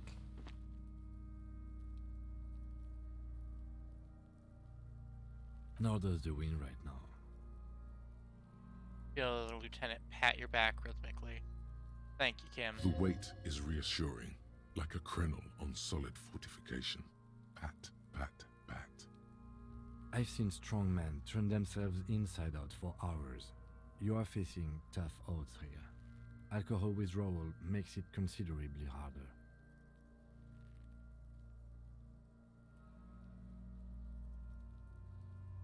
I can't keep it in. If I've been a cop my whole life, this is bullshit. I don't want to do this anymore. I don't want to be a cop. Can't we do something else? I think I want to solve something else now. Do it without me. I just can't keep it down. I've seen I'll do the first captains puke their guts out. It never gets easier. You never get used to the smell. Every Monday is cadaver day. Throw up, investigate. Throw up, initial autopsy. Throw up, bag it. Then drive to the station. Maybe throw up on the way there if you didn't bag the thing tight enough. Seem to be fine though. I think I've lost my sense of smell. A white lie. Not being hungover helps too.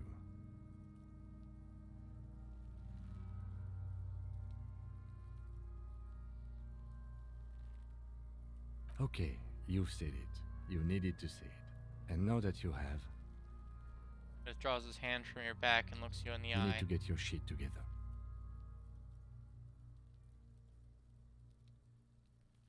We should go talk to the locals. Find something else to do while the wind changes. It's pretty bad right now. Volumetric shit compressor? That's an interesting thought. You've gained a thought. When this dialogue is over, go to your thought cabinet and internalize it for special bonuses and effects. Give it half an hour. Get yourself together. Then come back and have another go. Okay, so I just straight up cannot inspect the body right now.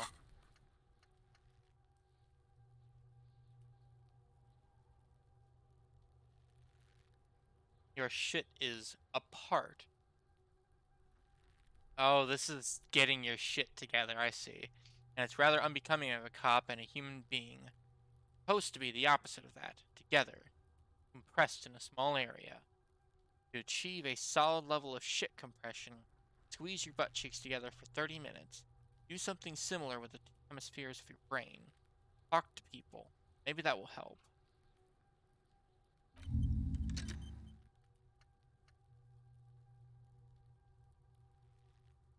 I'm gonna let myself get my shit together for a bit.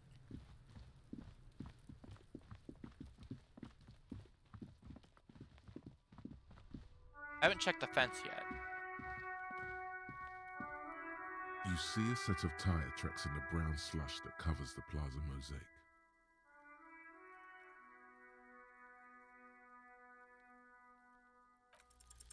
The tire tracks were left here by an unknown event that took place some days ago.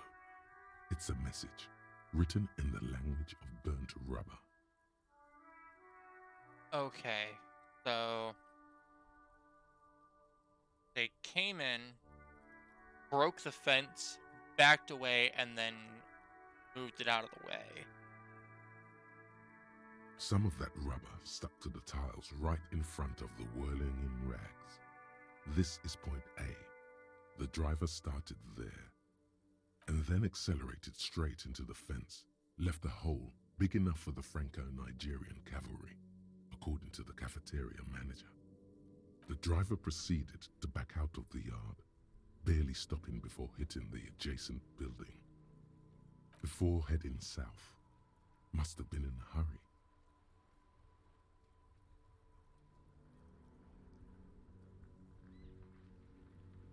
Car didn't really drive through it so much as just into it, and then...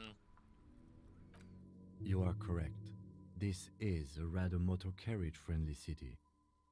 Somehow that makes you feel scared. You don't know why. I'm not sure. There are plenty of traffic Yes. accidents waiting to happen in Martinez. With the jam right here on the roundabout, I would keep them separate. You could follow the track south, There seems to be a canal there. See where they went, if you find the time. I do want to actually know what happened to this fence. I don't think I've checked this car. Before you stands a motor carriage. The bodywork is covered in blue and white livery, bearing the number 57. Oh, it's Kim's. Vapor emanates from the large engine on the back of the vehicle. It hasn't had time to cool off yet. This must be the infernal machine that tore you from oblivion. The Caprice Kinema motor carriage. In the cabin, you are welcomed by a set of steering levers, a radio microphone on a hook, a pull-out toolbox under the seat, and the soft glow of the fuel preheater gauge. I just pick up the radio. I need a radio in my badge anyways. The frequency tableau lights up, and a green button labeled Prime Line glows like a feline eye. And then you hear something. The soft purr of electrical kittens. Radio waves cast far and wide over the metropolis. A woman's voice greets you through the static. This is Precinct 57.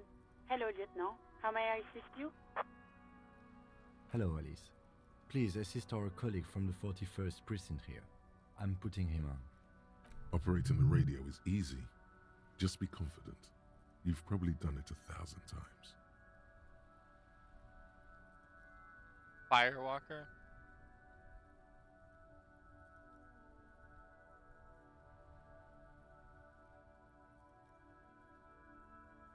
This is Officer Alice Demetri, Precinct 57. How may I assist you? Under the green prime line, a yellow saved button catches your eye. You wonder what the lieutenant's default radio station is. I can't be doing that right now.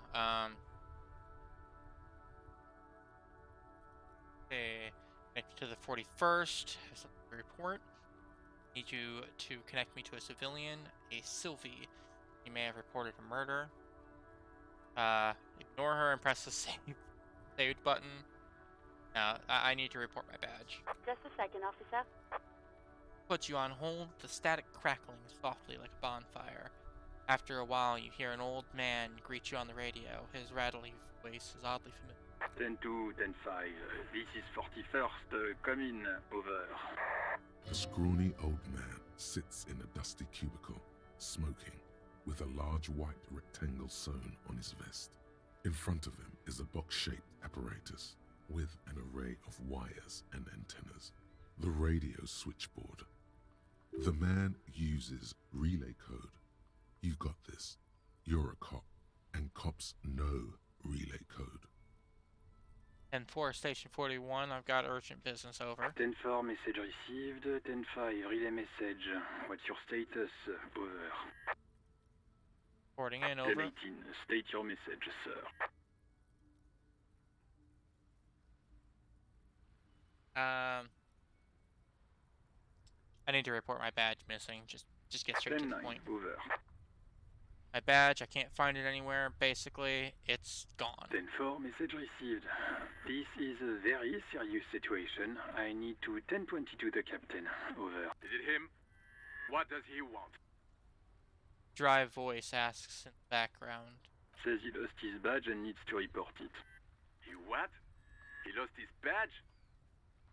Who lost his badge? Dick fucking Mullen.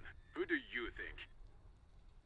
It's Officer Dick Mullen from the bestseller Dick Mullen and the Lost Identity. Says fighting off laughter. Dick Mullen is not your name. It's the name of a fictional detective who would not lose his badge. Defend yourself. Immediately. They're laughing at you.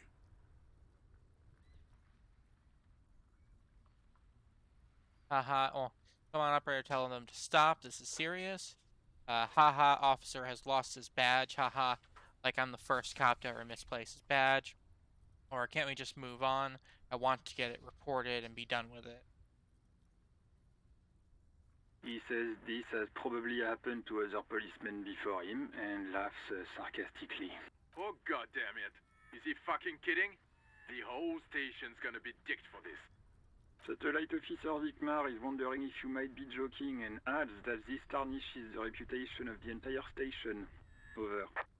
Fuck the entire station. Can we just move on? I want to get it reported and done with. 10-4, I hear you, officer.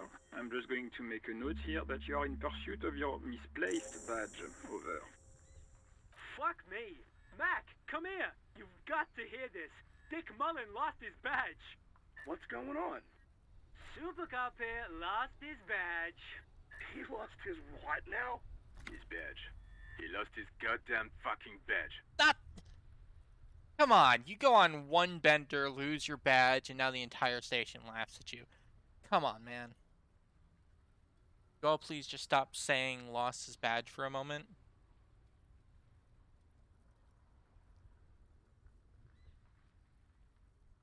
10-9, come again. I didn't get that. Over. Animated conversation in the back is making it difficult for him to hear you. New heights even for Captain Sober. Ask him. Ask him if he's lost his gun, too. The room roars with laughter. Sergeant Orson wants to know if you lost your gun, too. Over. Check your pockets. Check your... Holy fuck. You don't know where it is, do you? Oh god, it's not here. Okay, it's gone. Your gun is most definitely gone. 10-9, coming officer. Did you get my question? We were wondering about your gun. Over. Convince them that you didn't lose your gun. Yeah, I went into drama specifically for this. I totally have my gun. Lying over the phone? It's easy. Just say it like it's the truth. And then it becomes it. No, of course I didn't lose my gun. Fake it till you make it. He says he didn't. Thank God for that. That would have been a nightmare. I don't even want to imagine the poor prick who has to relay that kind of news to the captain. Losing his badge is bad enough. Tell him to find it, and fast. We can't have some gangbanger running around with it. We're all glad to hear you've not lost your gun, officer. You need further assistance? Over.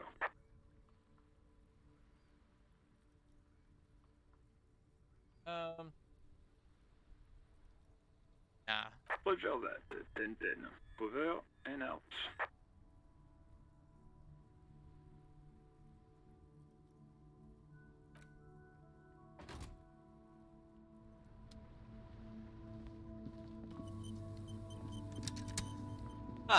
That went well. Reporting it missing went well. And a hunter and a gatherer, feel like a traveler. Man mutters to himself, accenting the beats as he goes. A simple little cadence. He seems to be making it up as he goes. I am the law. Now I'm just gonna keep listening. From another planet. Finishes and Hey turns there. to you. It's the jam, my man. He motions toward the sprawl of lorries with a sweeping gesture. It's a traffic jam for the ages. Harbor gates up the street are shut tight, no explanation given. Workers on strike, scabs agitating, an all-around clusterfuck. Meanwhile, we're all stuck here in long-haul limbo for days upon days upon days. Upon days. Glances south, down the road. Feels like forever. Like I was born on this here roundabout and this was all I ever knew. Just me and the metal and the tires, the oil and the fumes of mazout. Sometimes that's just how it is. Mazout is an antiquated term for heavy fuel oils. This man has a barely suppressed performative streak, or he just likes unusual words, or both. Extravagantly phrased, but I can roll with it. Yeah, imagine. It's been a whole week already. So tell me, what do you need?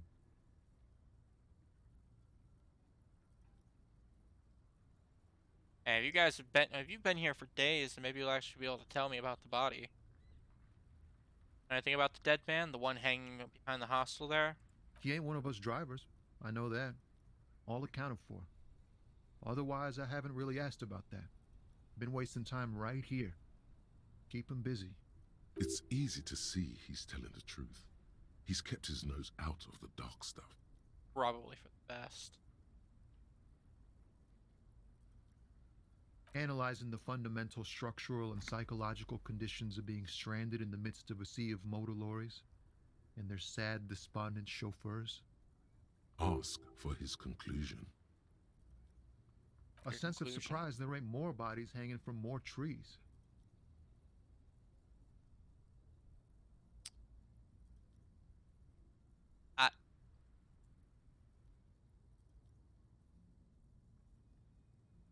What kind of strike is happening where just people, or you're just expecting more bodies pile up?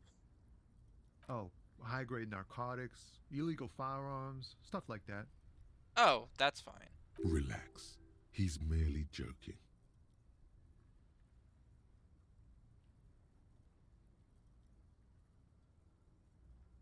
Wicked have always wanted a friend in the underworld. Ha! No, I'm joking, my man.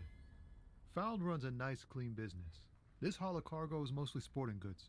You know, tracksuits and that kind of thing. They usually get shipped to Grodd in the Occident, though we've been making headway in the Ilmaran market lately.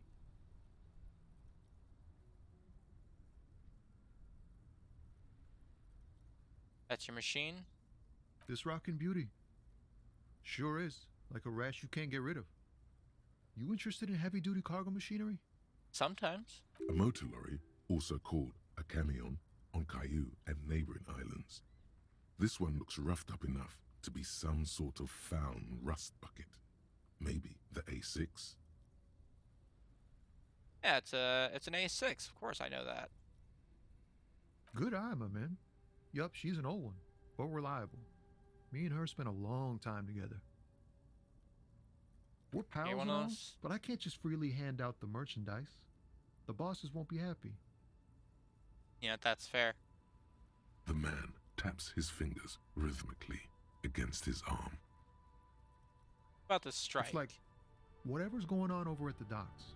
Workers got a blockade set up, making demands, no way in or out. What are they demanding? Some pretty wild stuff, I hear. Like a giant new power crane in half the company? Forget what exactly. Good on them, I guess. I've heard talk there's a company rep in town, too. Like, a strike negotiator type. They'd know what's up. Precise demands and so on. Ah, yes, from the Wild Pines. We'll meet her soon enough, I'm sure. What does the company want out of it? They want to keep that money flowing in, my man. Ka-ching. He doesn't blame them, but he's not on their side. That's for sure. Anything else? Yeah, this ain't really my area of expertise. I just do my job and get paid. I have things to do and places to be. All of us do. All of who? Are you talking about the drivers? Us lorry drivers. Camioners. You still hang around here waiting for this mess to end. Most have scurried off somewhere to get drunk or high. Or laid. Not that I blame them, really. Not you, though. You just stand by your truck? Not my thing. Chasing transient pleasures is a drag these days. I prefer the examined life now. Thinking, reflecting, observing. Glances down the road, toward the horizon, a glint of something in his eyes. He tries his best to look nonchalant, but there's a rigidity in him, as if trying to conceal something warm and deep beneath a cool exterior. Very low chance, but I'm going to try to empathize. Ease into it. Don't go too far. This seems like a personal matter.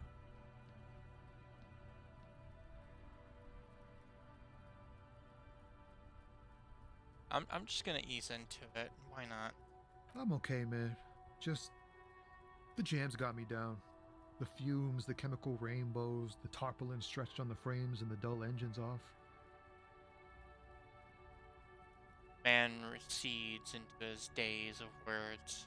Maybe the full-on, direct approach wasn't correct. Damn, it's tricky business looking into someone's eyes and not doing it wrong. That's also very true. Good talk, Don't man. be a stranger.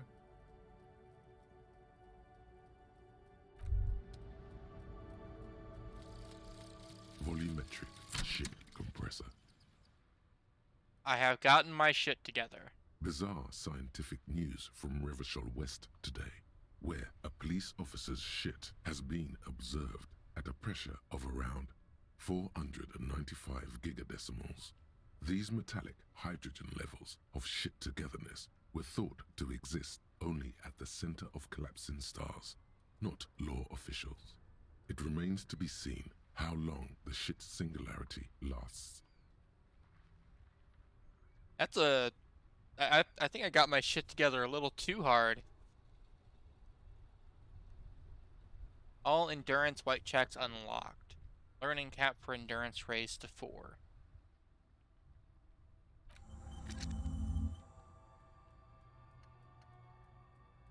Well, that's good at least.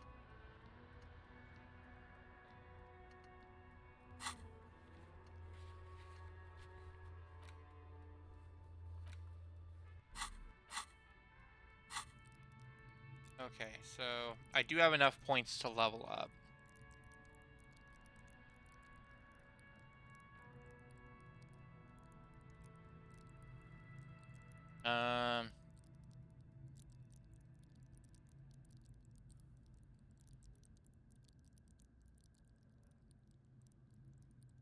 What was it that I was having trouble with the body? Was that endurance?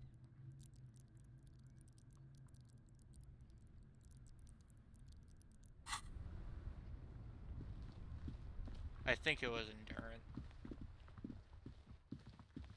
Let me actually check real quick before I just put my points into something. There he still Yeah, it was is, endurance. looking right through you with his white eyes. The body Plus below 6 is shit entirely compressed. dedicated to... Okay.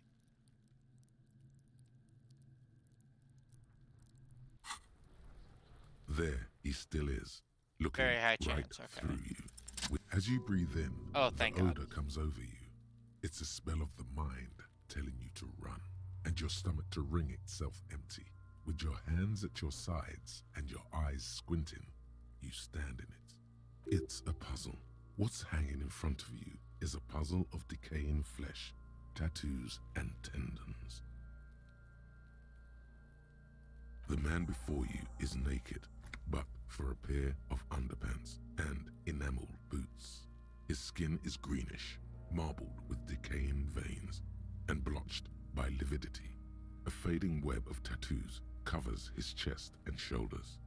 The cargo belt used to fasten him to the branch above appears industrial in strength. Yeah, he's not coming down anytime soon, unless we actually get up there. The material appears to be ceramic. Its clean white stands in stark contrast to the decaying flesh above the knee.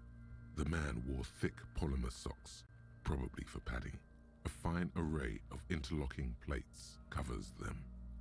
Delicate and fragile, they feel alien to the world around you, out of place somehow. These are clearly not boots. They're armor, possibly part of a larger set. So, like maybe military. They aren't just boots, are they? They're armor. Indeed. Technically speaking, these are sabatons, not boots. Notebook under his arm, the lieutenant crouches to inspect the soles. What kind of armor is this exactly? Ceramic plate. Zirconium dioxide, most likely. This is where the make would be. Where? Under the heel. Fairweather. Fairweather model T500VE. I'm guessing that's vitreous enamel. This is advanced stuff.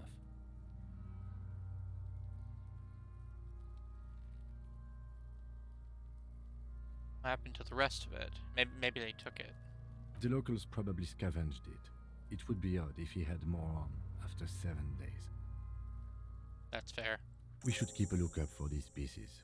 The armor could yield information. Maybe he'll know something. Sabatons dangle off the man's decaying form, ageless and synthetic. It is. It's expensive. Lieutenant draws a line in the condensation on the ceramic with his index finger. We've requested similar material for our tactical units for years now. The constabularies deemed it too costly. In that time, we've lost 6 men to semi-automatics. How much are we talking about? For a full set, about 4 years of wages. For the northwest region of Revachol, an officer's average yearly income is 5,500 real, unadjusted for rank.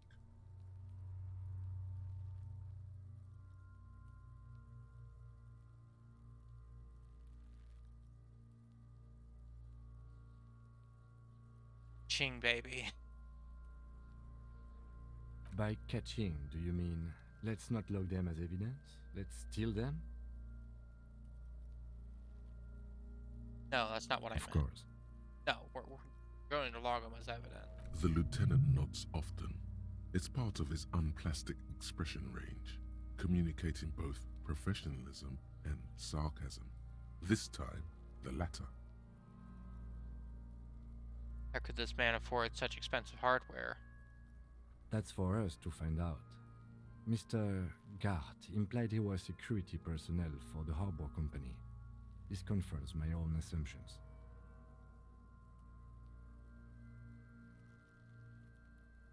Yeah, this sounds pretty fucking crazy for a security guard, though.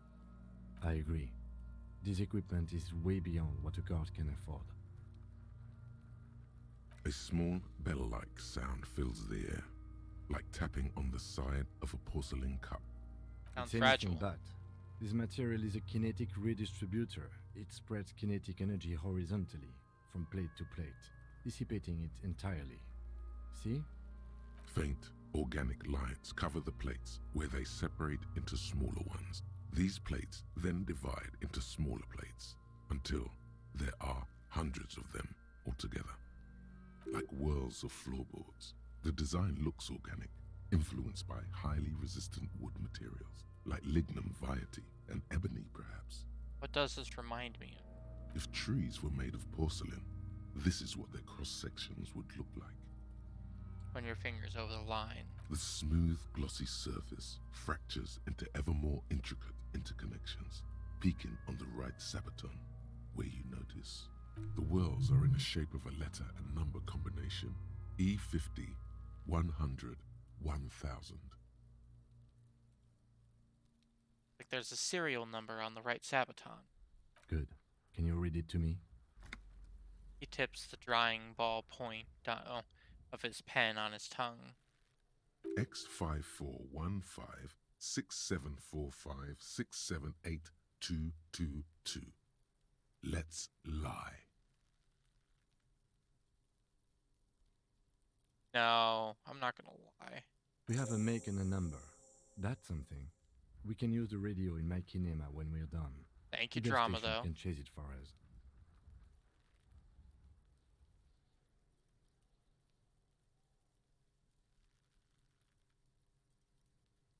Can we take the boot off? This feels dangerous. Are you sure? The sabatons No, never mind. I'll dangle probably off take the his whole man's fucking leg decaying off. form, ageless and synthetic. The cadaver slowly twists on the cargo belt, his torso covered in tattoos and extremities blotched pink and blue. The hangman's knot is pulled tight by the weight of the corpse below. Yellow, hard-edged polyester cuts into his neck. Above, a sliding buckle ties the belt to the branch. How did they actually get him up there, though? This is a steel-reinforced cargo lashing belt, big brother of the regular cargo belt. It's used for tying cargo under 6-rotor airships. Don't ask me how I know, but this is a lashing belt used for airlifting cargo. Airlifting? I thought it was used on lorries for strapping cargo to them. Apparently this is the reinforced kind for air transport. Crane tells me so. The local harbor uses 6 rotors to shuffle containers around. I get the sense they use whatever was on hand without paying much attention to not incriminating themselves. Assuming dock workers from the harbor did it? Or, let's see. They wanted him to stay up there. The rope is reinforced with steel wiring. How did they even get him up there? Oh, I'm gonna start with, they wanted him to stay up there. I was afraid it would be. Thin steel wiring, parallel strands. This makes getting him down more problematic than I had assumed. You mean dock workers from the harbor did it? The brief suggested as much, politically motivated by the ongoing strike. Did you not get a briefing?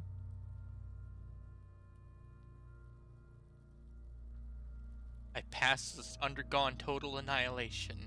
Nothing remains. My mother, the love of my life, certainly not a briefing. I'm gonna say no, they might have forgotten to brief me. Then you should ask me the first moment we get. A noose is one of those things that's easier to use one way around. Points to the buckle, tying the belt to the branch above.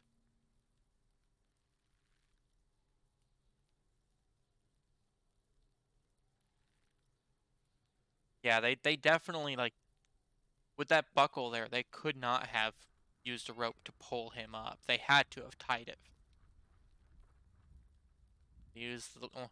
They climb up using a kid's ladder? That ladder can't carry a grown man. I didn't see any splintering either, did you? I think they lassoed the branch, then pulled on the belt to close the buckle.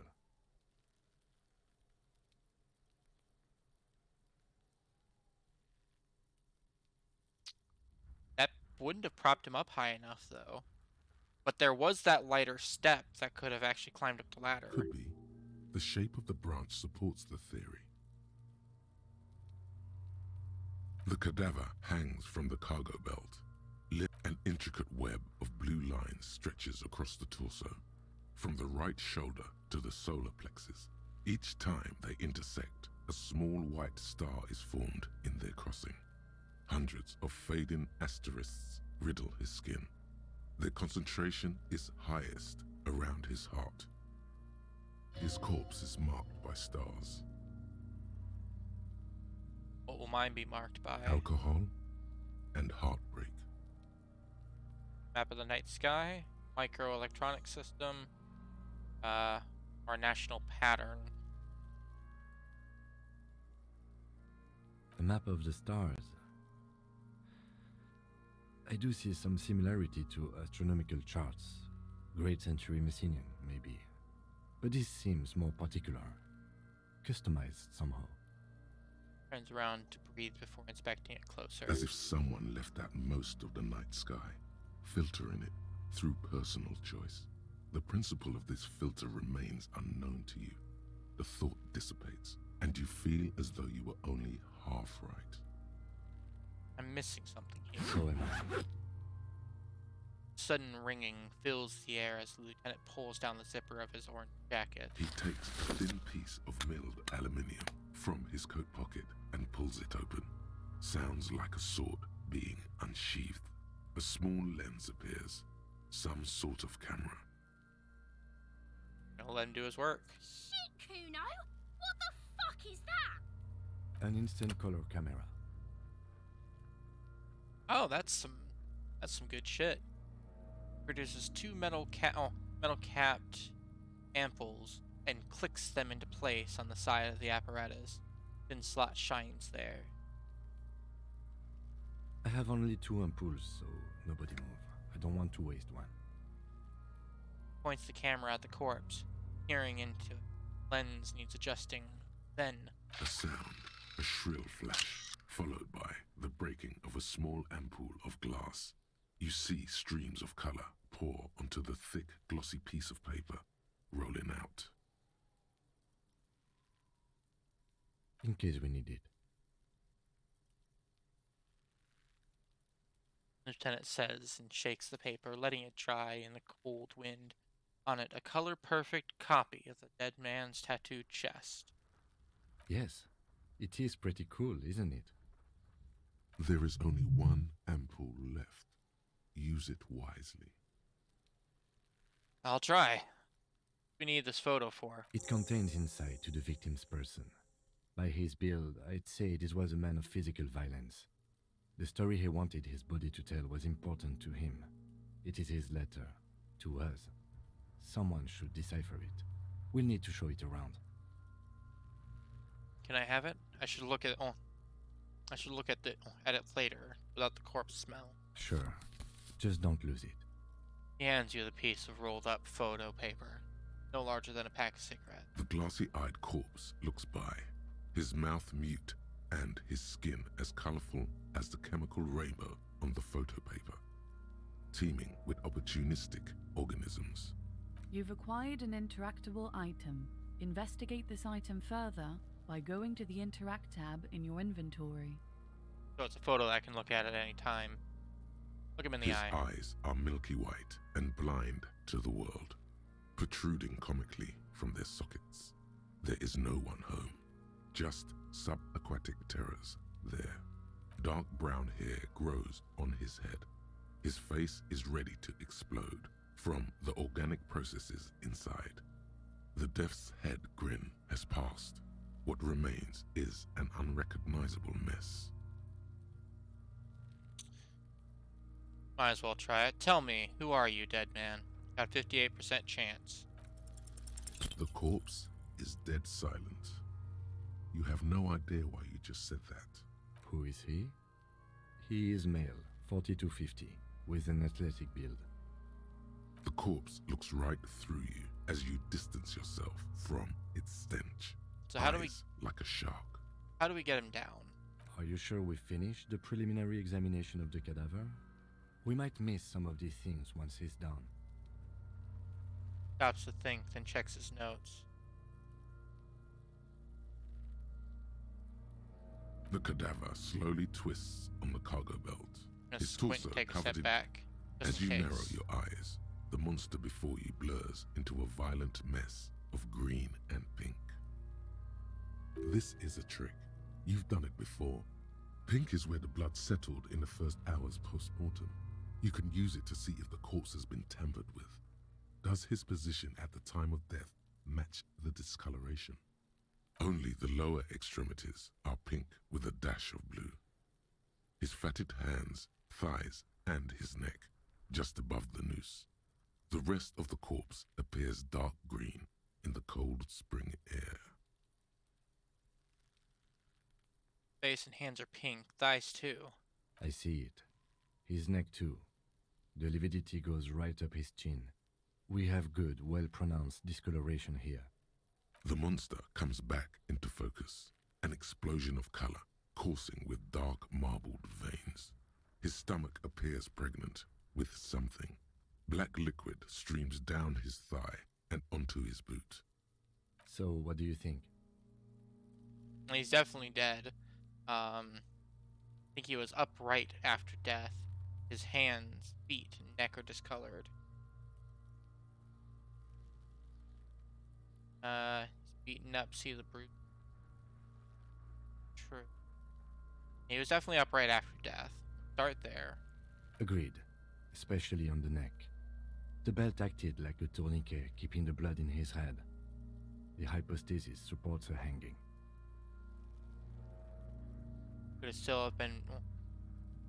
Could it still be he was moved after death? There's always a chance. We should check for ligament marks on his neck to see if they're in tune with the belt. We'll have to get him down first. I do. Most of them are post-mortem. Maybe even all of them. The delinquents have made our jobs harder with their little sport. Fortunately. Them throwing Stop rocks talking and shit. in riddles, coin slot. Fuck off, Kuno.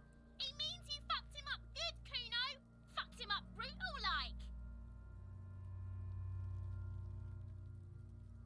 What's that coming out of him? A pool of blood and feces has eaten into the frozen mud below the man's feet. Purge liquid is dripping into it, drop by drop. The victim appears to have contained no more than half a kilogram of digestion at the time of death. The fuck he's saying?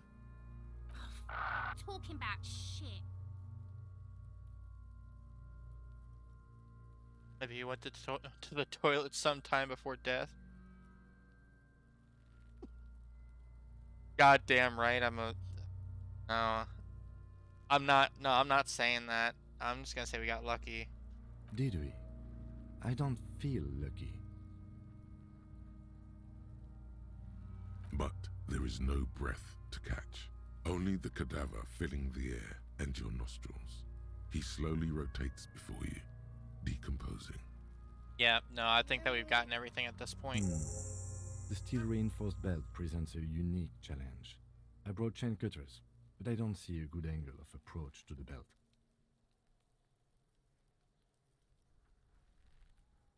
Alright, well, what do He we do doesn't then? actually think the challenge is unique. He thinks it's frustrating, annoying, and harder than he thought. Same though. The cadaver is a good 1.2 meters up. Neither one of us can reach the belt without assistance.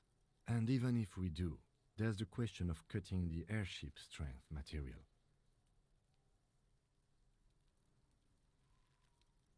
Saw the branch. Like a lot of hassle, let's not do it.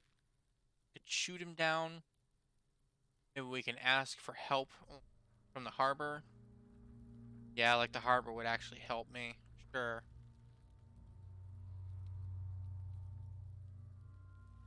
Climb up there and saw the branch?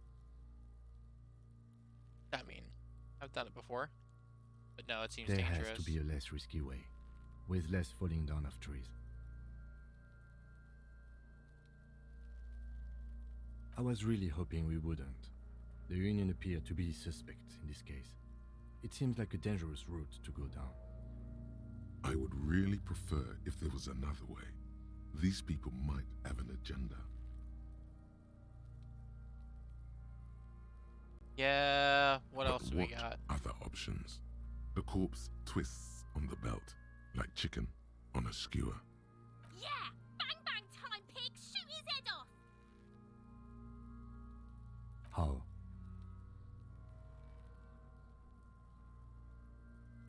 Where the buckle ties the rope to the branch. That's a good spot to aim. There, the buckle holds the belt together. Where? Ah, yes, I see. If the shot hits that, there might be a chance to release the belt. Yeah, now we're talking. Entertain the Kuno with some shit. They'll miss! The pigs will miss, Kuno! Take the shot, Lieutenant. What's the worst thing that could happen? I'll blow his head off. Take it! Take the shot! That can't be that bad. Yeah, take the shot. Kuno wants some of that shit. Silence. With his elbow sharp, the lieutenant unzips his jacket and produces a lightweight firearm. He drops a paper cartridge in the barrel, separates the scouring stick, and gives the cartridge 5 tucks, securing it in place. That's a Kiel A9090 Armistice, mass-produced muzzleloader, ascetic, frugal, one of the most common firearms in the world. Okay, so this is definitely a time before, like, automatics and shit. Or, they're less common. He then steps back and assumes the fellow's stess position, taking aim. The corner of his eye twitches. His finger is on the trigger. He's gonna fucking miss! The kid's voice is drowned in a shrill blast that echoes off the walls of the surrounding tenements. A cloud of smoke slowly parts in the air as the lieutenant steps back and says to himself, God damn it. Hey, you tried. Fucking idiot! Mookabat asshole! Kuno could have hit it easy, but then Kuno's not fucking handicapped, is he? Kuno's sorry too. Kuno feels sorry for the Beano Cloud. I really fucking hate Kuno. Hey, Kim, you got another bullet? The lieutenant doesn't say a word, just looks at the gun in his hand. No, we are lucky as it is. We didn't break anything, and the victim remains uncompromised. Looks around at the window overlooking the yard. Any more mistakes could put us in an unfortunate position with the locals. We have eyes on us. I didn't do us any favors with that. I have But to now say, then. it's beginning to look unlikely we can get him down without assistance.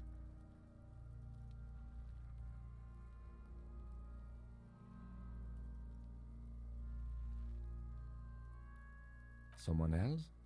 You mean like the police? We are the police.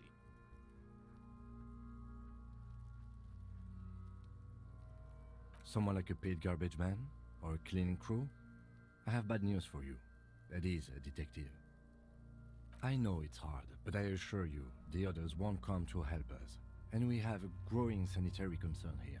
We need to get him down, fast. Well, maybe if you didn't miss your fucking shot, Lieutenant.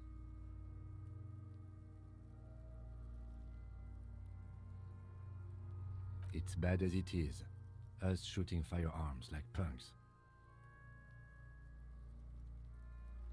Go ahead, I'm not stopping you. Just don't lose it. The piece shines in his outstretched hand. I only have one gun. This is the sorriest pair of pigs Kuno's ever seen. Yeah, take it, you fucking banani poika. Take it and shoot yourself in the mouth. I feel The its cold weight piece first. of bakelite and gunmetal is surprisingly light. Your fingers fit right through the guard, instinctively resting on the trigger. The fuck are you waiting for, Kuno? Tell him to shoot himself in the mouth. Point the gun at the belt. The buckle comes into focus in your sights. You stand with your feet planted firmly in the ground and your left hand supporting your gun arm. Why don't you just shoot yourself in your mouth? At least you won't miss.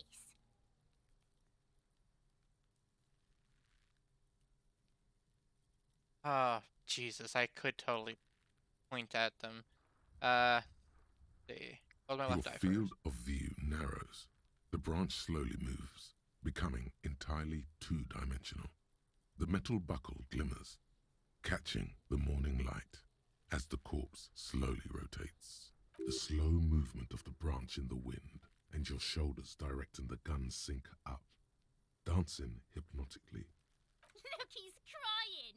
You gonna cry now, fucking faggoty?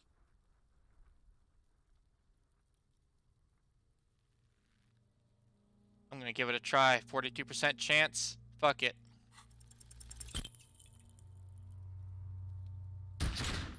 Damn it! A plume of smoke erupts from the barrel. Your hand goes numb from the explosion.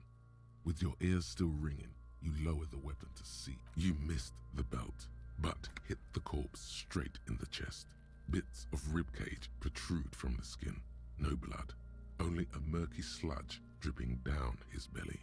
The sudden stink makes your eyes water. Oh my god, he's gonna fucking cry. I knew it. What a mulko. Something wrong with your weapon, Lieutenant. It keeps missing. Start crying, you're sensitive.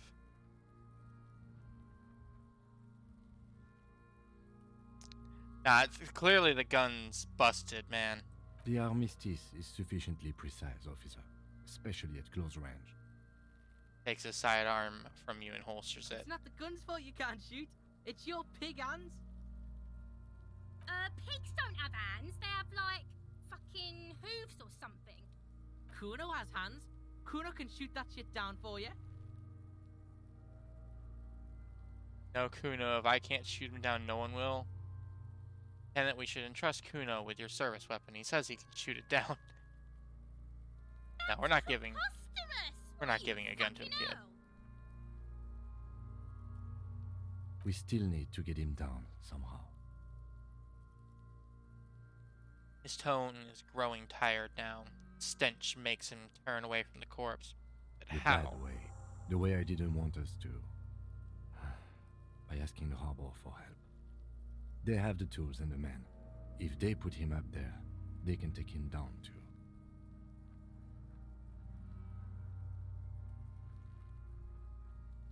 Hey, that's gonna be dangerous, though. To ask the suspects for help with the victim's body? To be indebted to Everard Clare? Very much, yes. which is why I would have preferred us to handle this ourselves. Clearly, we can't. Suck my dick, bitches! From the gates, by negotiating or fighting. I'm unenthusiastic about fighting. Or we can try to find some secret third path. It's unlikely though. To the gates. Let's negotiate. Yeah, let's negotiate. I can't I fucking miss though. Damn it.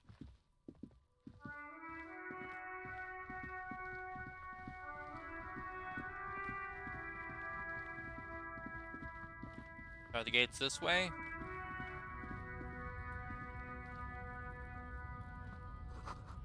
Glossy Magazine, most able-bodied men. This issue hosts a top 10 list. Fancy. Jump Jam, popular something, but something. Some guy is like, "Welcome to welcome to Ravioli." Welcome to Rivachol. Announces the rotund man. The remark isn't addressed to you. It's addressed to the lieutenant. Hey, I know Ravichol. That's where we are. Don't you welcome to Revachol me. My grandfather came here from a 3,000-year-old racist isolationist culture, while your ancestors came to this island a mere 300 years ago. Every school of thought and government has failed in the city, but I love it nonetheless. It belongs to me as much as it belongs to you. It's men like you who keep Revachol divided, making it that much harder for everyone to climb out of this post-war limbo. What he means is, fixation on the Revacholian nation makes it harder for Revachol to actually attain self-determination. He's right. You're undermining our best shot at real self-determination. Stop ripping into this guy. He's just really proud of being Revacholian. Limbo, what's going on here? No, I'm just gonna get straight to the point. Oh, come on, man. I just said welcome to Rivachol. It's a lorry driver thing. I know exactly what you meant. You think my kind doesn't belong here, that I should watch myself and behave. But you see, I'm an officer of the RCM. It's actually my job to make sure you behave. I would advise you to remember that. Silence. The air between them becomes tense. Okay, Kim, maybe you do need to chill out just a little bit. Your partner needs backup. Now's your moment to shine. Fucking A, Kim, I've got your back. Give the lieutenant a punch on the shoulder. Well, I think we all learned something here. Smile at the lorrymen. Now that that's settled, we have a couple of questions.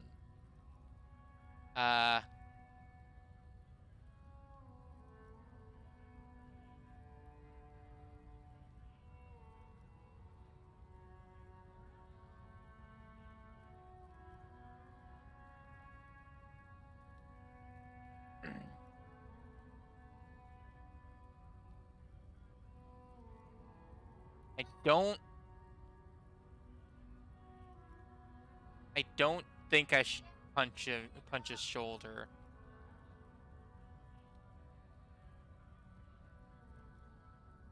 I feel like jumping straight into questions is going to play on authority. Whatever you say, officers. He waits impassively, cigarette smoldering between his fingers. Oh, not much anymore. I'm here to pick up some cargo, but the dock workers are on strike, so it's a sit and wait on your ass situation. How long has it been going on? The strike? Oh, they've been at it for a while. A month, 2 months maybe. But this here is just the last week or so. What kind of cargo are you supposed to pick up? Apples. Apples is exactly the kind of thing you'd say if you had something to hide. Sounds like a cover story to me. Look, as detective, I come from a long line of lorrymen. We got ancient rights and privileges. lose the patience for explaining it. Oh, I'm here to pick up a load of fucking apples, man. Just regular Koiko picked apples. Koiko may be another derogative for a person from Grad, you think. Oh, so they grow apples in Odd? Yep, it's one of their main exports. They grow them down South Yekokata. A beautiful place. Got great scenic vistas. In fact, Yekokata is a desolate wasteland whose name literally translates to Zone of Ecological Catastrophe. It features no scenic vistas and supports virtually no plant or animal life. Yeah, I'm catching this guy in like every lie already. Yeah, no, it's not south, and they definitely don't grow apples there. Says who? Literally in the name, Zone of Ecological Catastrophe. Then, I guess they grow apples somewhere else. You can never really tell with those koikos. They're everywhere, except their own homes. What? Keep saying that word. What do you mean? He means the people living in Grad. Yeah, you know, Gradniks, Gradvolk. Those degenerates from Grad. Okay. So it's an ethnics. Hey, if the name and description fit by the very grace of nature, who am I to say otherwise? So, can I see these apples? Did you miss the part where I said they aren't here yet? Besides, even if I did have some, I wouldn't go putting my nose in them, huh? Looks at you with a strange glint in his eyes. Relax. You've got all you can get here. He probably doesn't even know what he's hauling, even if it is something unsavory. So he'd remain unaccountable.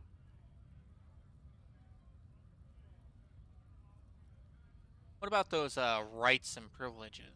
Oh yeah, they're a big deal. My great-grandfather was a carter, had a royal license and everything. We've tried to hold on to our privileges.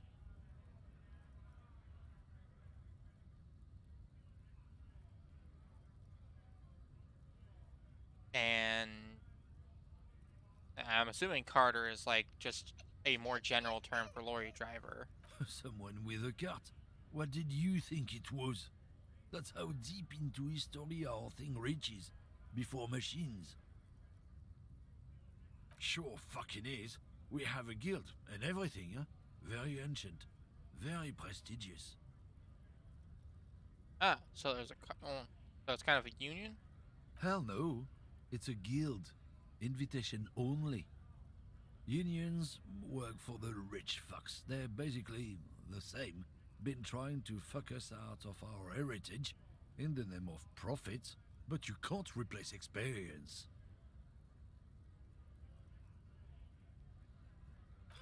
Trusting street thugs with their goods is going to fuck them right up the ass. Mark my words. Generations of practice and no laughing matter.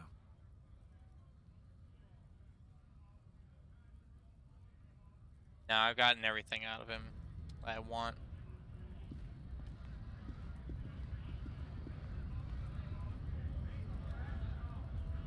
Anything in this trash bin here? Hell yeah, it's magnesium. Oh, it's a shop of some kind. Don't have much fun. Melancholy pop song plays on the radio. Welcome to Frit. Feel free to look around or something. Everything is out on the shelves. She returns to her magazine. What's the Burger King crown? What's that magazine she's reading?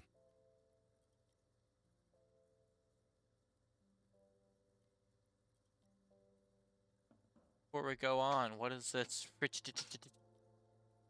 I don't know. Frit? And what is Frit? A 7 to 11 grocery store. Why is it written with 3 T's? I think they think that the extra T makes it funkier. It doesn't. The story goes that normal Fritta with 2 T's, a men's workwear shop in Vredefort, was already taken. So when Fritta Retail Inc. grew into a multinational corporation, they had to add an extra letter to avoid trademark infringement. Okay. That's kind of funny, though. Magazine are you reading? You mean this? Looks like the cover boasting a colorful photo of two girls kissing. This is Pop Stars. It's got, like, famous people in it. It's not for sale. Looks like it also has something called Police de la Mode, featured on page 34. This speaks to you. Stupid famous people, I approve of this very futuristic tap on the girls kissing. Very futuristic. Forget about all of that. What this is? What is this fashion police feature? It's where they rate different outfits famous people wear. It's kind of funny. They're kind of mean. It's about who's the most stylish. There's a numero uno guy in there right now. And does he look like this? Point at yourself. Bet your hat would take the prize.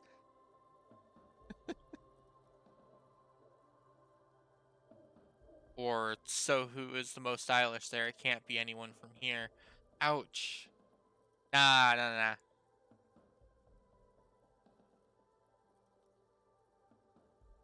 Who has two thumbs and has good fashion sense? Not this guy. Her lazy eyes scan up and drawing down your body, assessing the situation. No, I don't think so. Yep, fair enough. We are not the fashion police. We're the real police. Okay. I'm not really supposed to be chatting to anyone, but... But we're the police. Can you tell me anything about the dead body? I don't really know anything. I mean, I know it's there, but I haven't seen it, so...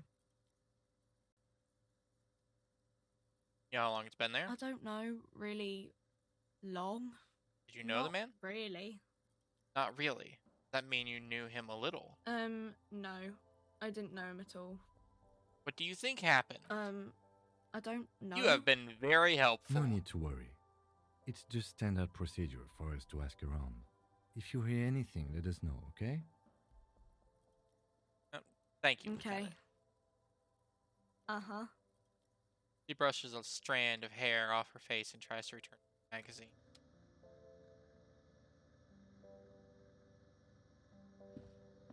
You see several packaged raincoats fill a low shelf beneath a display of croissants and juice bottles. The raincoats are transparent, except for the big Fritta slogan on the back. The packages are small, discreet, sloppily stacked, making them easier to take unnoticed. No need to worry about knocking over a display. Savor? Oh. No, I'm not gonna steal one. I wouldn't. There's like no fucking chance. What is what? It's a raincoat. If you want to buy one, then it's only 4 real. She taps on the glass counter. The raincoats patiently await purchase. Her attention is drawn to the raincoats.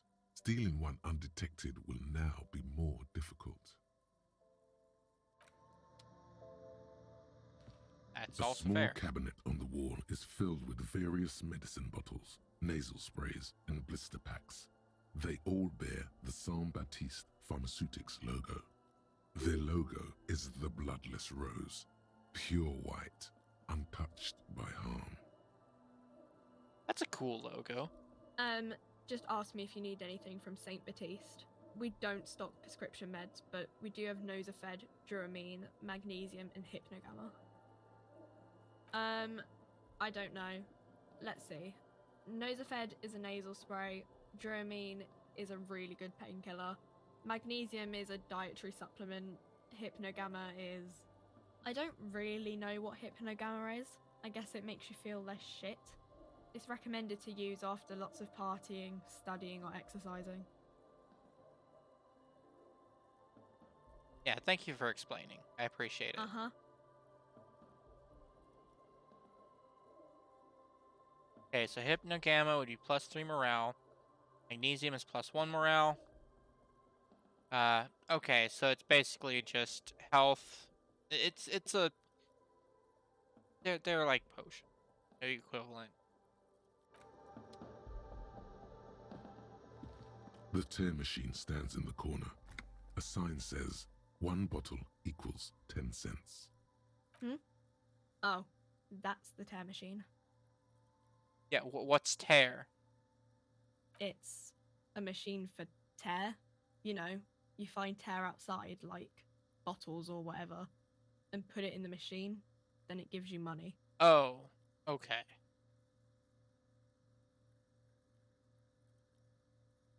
You need a bag, I guess. We used to have some, but we gave them all out, so feel free to use it if you find a bag, though. I'm sure there are some out there, somewhere. Maybe I will, and I'll go around collecting trash.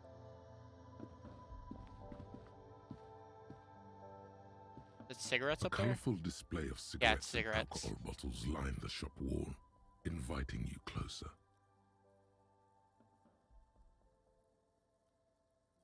This is not a good place for a recovering addict. Guess not, no.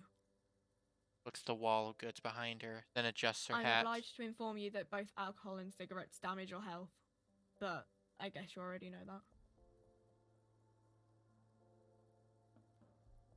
Okay, so they trade morale for physique, or if you're getting cigarettes, then it's intellect for health.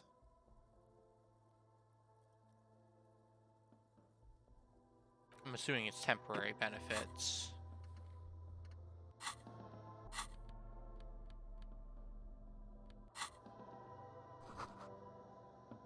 Yellow roses, dozens of them. Tulips too. Let's head out. You wanted to give me a briefing, Yes. right? What do you want to know?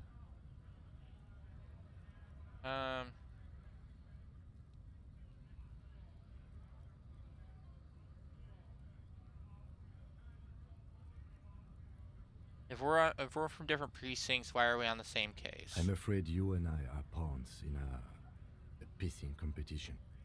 What do you mean? You don't know? I assumed you were in on it.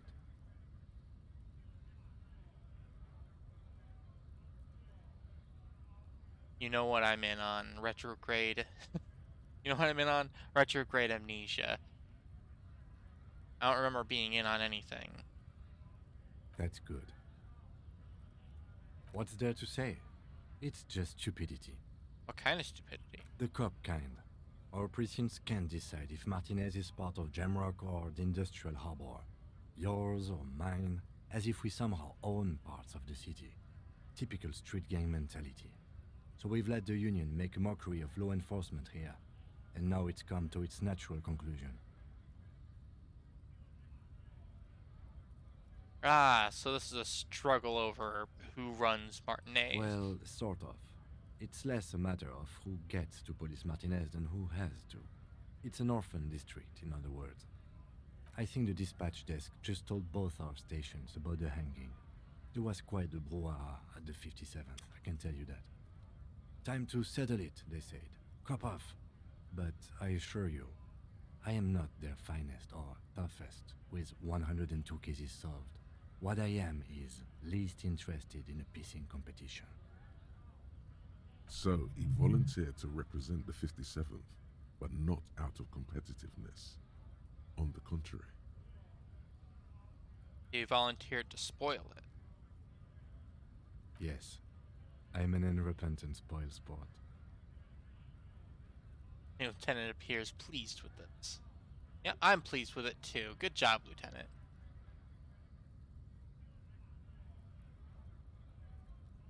Martinez? Nothing. It's just a puddle at the end of some drain pipe. No one cares about this place. They care about sports. Most of our colleagues don't even know how to get here. North of the interchange doesn't exist. What does it say about me that I was sent by my station? Raises an eyebrow, thinking it best to let you make the next move. It's all part of the master plan, you see. I'm a highly experimental cop, but if I am right, this is outre, even by my standard. There can only be one conclusion. I am the finest we have, a hero cop sent to outperform you in every way imaginable. I must be an augury, an apocalyptic omen sent by my people. Can you guess my message? I probably have an unbelievable kill count, or I'm gonna leave why I was sent unspecified. No. There will be bloodletting of unimaginable proportions. Unimaginable. Oh no, it's very imaginable. We fail to place responsibility for the hanging. The harbor company see the situation is out of control, so they bring in private military, maybe a gunship. The Union responds in strength.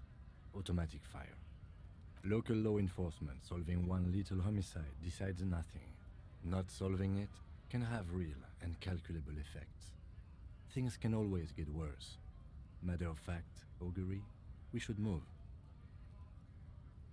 Yeah, no, that's actually probably exactly what happened. Is they sent me knowing that I would fuck everything up. Then suddenly it's no longer their problem. Yes, it's a wholly pointless matter. Forget I ever mentioned it. Let's see if I can logic my way into why they would send me, just in case. Look at you. It's because you're a failure. They sent you to Slight, Precinct 57. Yeah, it makes more sense than the other stuff I thought of. Just think about it for a second. You're a raging alcoholic who showed up 3 days late wearing piss-stained disco garb. You weren't sent here to win.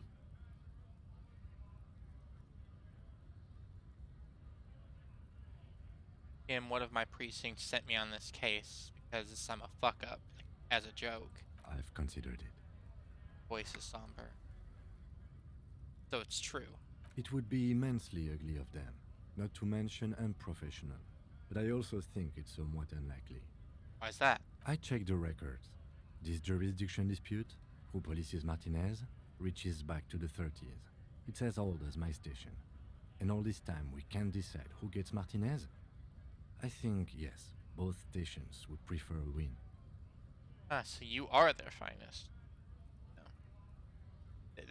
They definitely don't see me as a safe bet. Safe? No. But you're old. You've made it this far. Something has brought you through. We've only just started working together, so I don't know what it is yet. But it's there.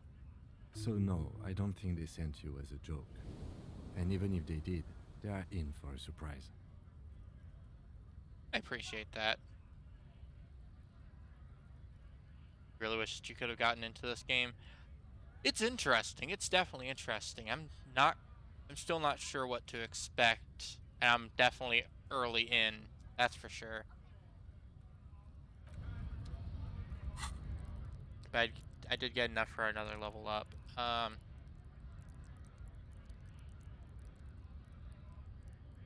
Let's see.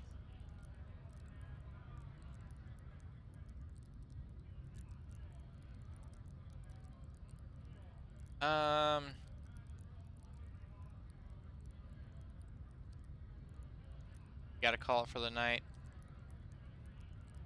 I'm probably gonna talk to the people at the gate and then call it myself. Hopefully I won't get even more humiliated, but we'll see. I'll let you know. You sleep well, man. See you tomorrow. Level up my composure, so I have that kind of backing me up. I feel like it's gonna be good dealing with these people. That's definitely some money.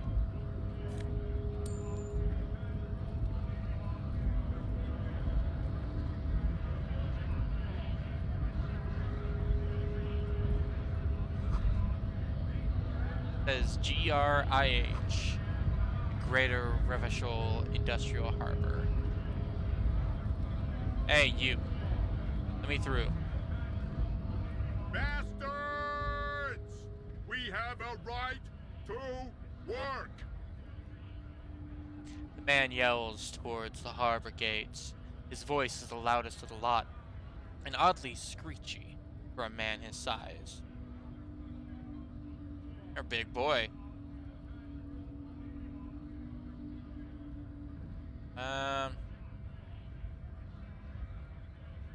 Going on? Hold up and stay frosty, everyone.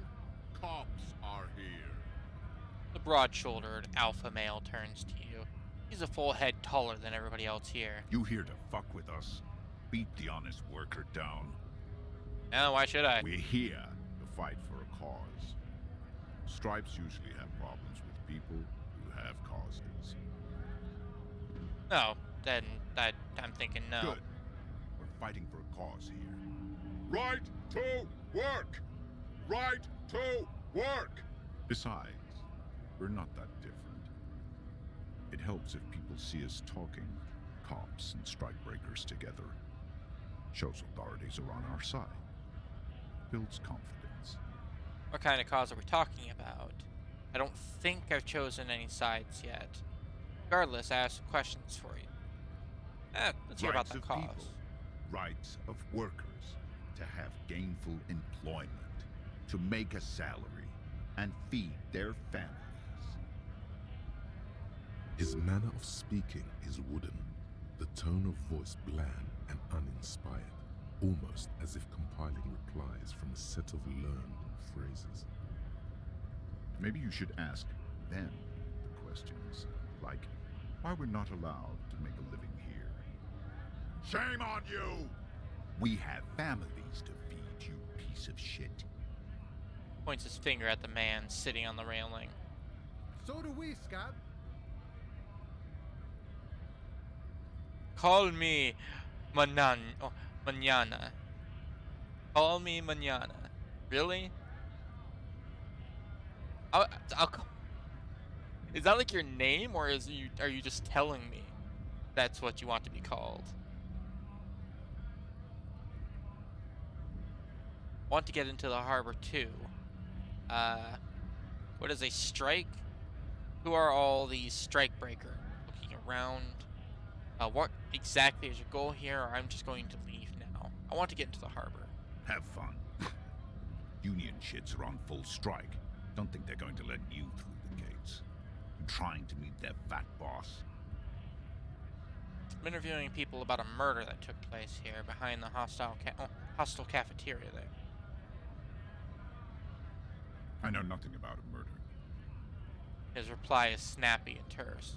Absolutely nothing? I don't know. People have been talking about it for the past week. Wouldn't put it past these harbor bugs. They'd do anything to stay alive. Right to work!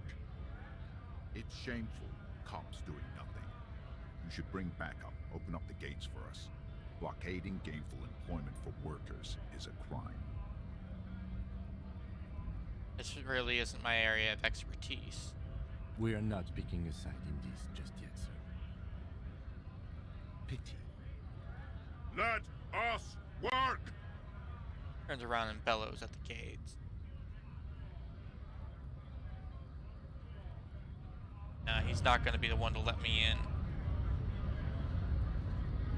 Hey, you.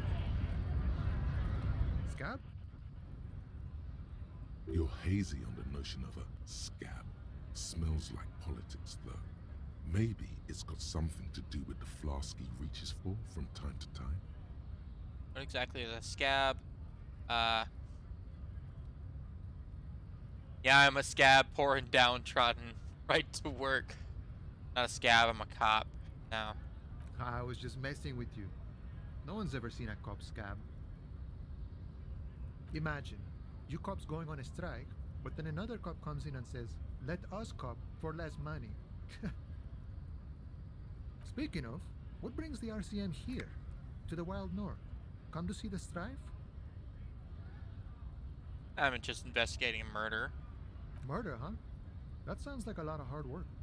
You'd never see me investigating a murder. Right, it's almost impossible. I'm 91% sure I'll never get it solved. It's actually very fun and easy. I have no idea what I'm doing. In a whisper. Or maybe you want to help me solve it by telling me who did it? I don't believe you. Post L'Aventurier said the same thing. They tried to get me to be their postman. So fun, so easy, they said. It's just walking. Shakes his head at the memory. It wasn't. I'm doing much better here at the harbor. Being an honest union man with a lot of free time on his hands. I'm looking for assistance with dead bodies. Body still hanging in the tree? Hey, that's a rough pickle. Can't help you with that, sorry. I'm not really an admirer of dead bodies. Might be someone else from the Union can render assistance. Does this mean you can let me through the gate? I don't operate in that capacity. I'm not a granter of passage. The passage grants itself. So I just walk in then? If it's all so simple, why don't the strikebreakers just go up the stairs? Aye. Walk right past Measurehead and go in. Past Measurehead? Yeah, the 2.5-meter tall Semini Supremacist there.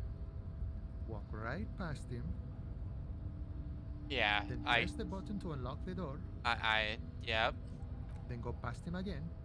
And you enter the arbor through the office. Está. I'm picking up what you're putting down.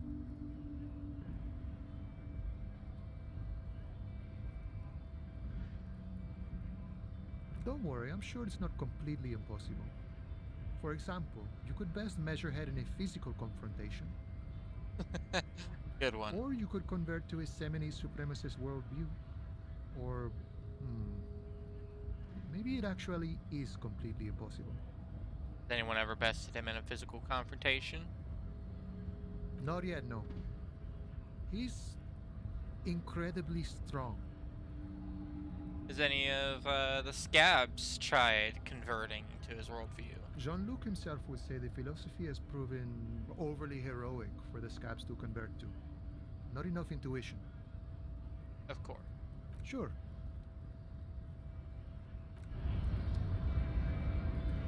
Alright. I suppose we can go talk to him.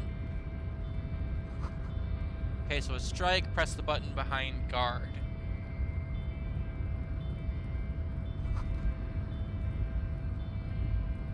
A hermetically sealed door, locked by electronic means. There's no lock picking or door kicking in this one. Damn. Hey, Measurehead. I just want to talk, okay? Your body betrays your degeneracy. Yeah, Measurehead. His body totally betrays his degeneracy. Young woman at the giant side agrees. What do you mean? My body does not betray my degeneracy. My body is unimportant. I'm with the police and we need to get into the harbor. Are you admiring my morphophysiology? Ripple of muscle passes underneath the skin. He lets you look. It must be frightening to stand in the shadow of this racial pinnacle. Be calm, Sandwich. You are not in danger because you are not a threat to me. Sandwich, okay.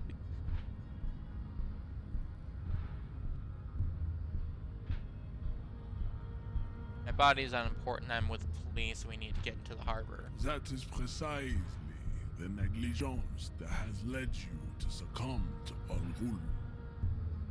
Face contorts in disgust, as if he were smiling, as if he were smelling a dead rat. You reek of it.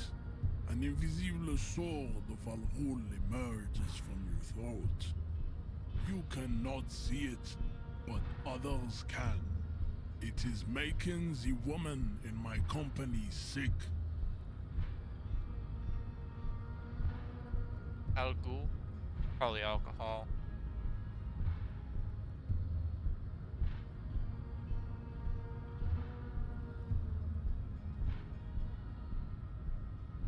Right, I'm an alcoholic and I need that dead body to no longer be in a tree.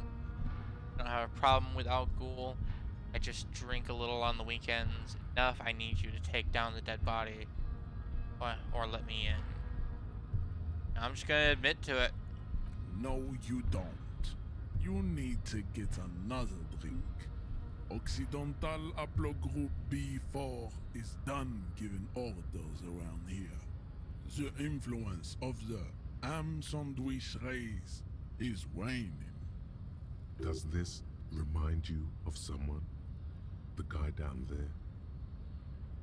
Fat racist over there. Point to the lorry man. You're just him after pumping some iron. I am the police, and I need you to comply now. The race stuff is unimportant here. I just need you to help me do my job, please. I'm gonna call him on his shit. Look at my craniology. I am the pinnacle of my haplogroup. The pink blob is a bad example, even of yours. It saddens me. You were once a noble and powerful race. You gave the world eugenics, electricity, and powerful weapons of war like missiles and aerostatic aircraft. You made great gains in metallurgy, race theory, and statecraft. Like he's trying to talk to me in a language I can understand. You dominated lesser cultures, like the deformed Hemians and the inexplicably potato-obsessed Kroikos. But now your ascent to the genetic summit has halted. You are obsessed with sadness and with frivolous pop culture. You will be superseded. Isn't that right, babe? It is, baby, yeah. You know it. There is a button right behind him, just out of reach. It must be the one that opens the door to the harbor. This man is not budging. Let's hope his superiors inside are more cooperative. I just need you to move about 20 centimeters back. I can't push him out of the way. Right about all this. Now I need you to help me get that corpse down from the tree. It was your people who put that dead body up there. Your people should help me get it down. Now, I'm gonna see if I can just get him to do it. Enough with this begging. You should leave the stage of history with dignity by inviting the other races to a great world war. No, we should not do Bring that. your troops to the Seminine Islands and to Boogie Street, and we will pulverize you. When you are gone, we will build a museum for you. The walls will be lined with bottles of Oh my god, Al-Ghul, he just keeps your talking. beloved beverage. Inside, we will store the odes to homosexuality you call art, and your microcephalic skulls. There may be a peaceful solution to this. You could internalize Measurehead's race theory. He would take you as one of his own. I'm not gonna become a supremacist. Well, not as such. What you do with a mastery of advanced race theory is up to you. You could reject the findings, sure, or accept them and become an advanced racist. Oh, I could become an advanced racist? Sign me the fuck up. No. No, I'm not doing that. Racists are generally not very good examples of their race. Gestures towards the lorryman down the street. I am not like them. I am craniometric perfection. I have taken the trouble to permanently draw a phrenologic grid on my skull and features. This should dispel any doubt. The drawings are precise and look true to their pseudo-scientific ambitions. One thing, however, It is not entirely free of throwbacks in the phylogenetic tree. His large jaw, for example, could be a trait indicative of criminalism. Also, his earlobes could be small. Are you sure? I mean, that jaw is clearly an atavistic stigmata. That atavistic stigmata makes pussy say yes, plenty. Babe, thanks. But I got this. Like, it would be so easy for me to conceptualize it. That's all but guaranteed. Don't be vulgar. White or not has got little to do with this. The race enigma runs much deeper than that. Turns his eyes towards the harbor, seemingly bored with you. Yeah, but you still serve them. How does that factor into your life? Mr. Clare is a man of vision and means. He has the will to confront polycultural capital, something your race, naivistic communists, never did. Also, to serve is noble. It takes discipline. Your petulant individualism has only contributed to your race failure. It is lax and moronic.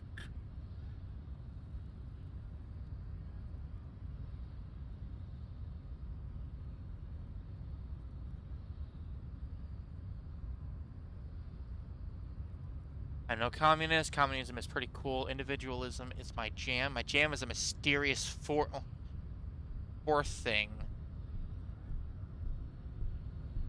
Of course you are, Revacholian man. The failure of communism to challenge the world order is the core of your race fate. All around you, the fruits of its defeat. Individualism, rock and roll music, sexually transmitted disease. Above What the fuck all, are you getting at?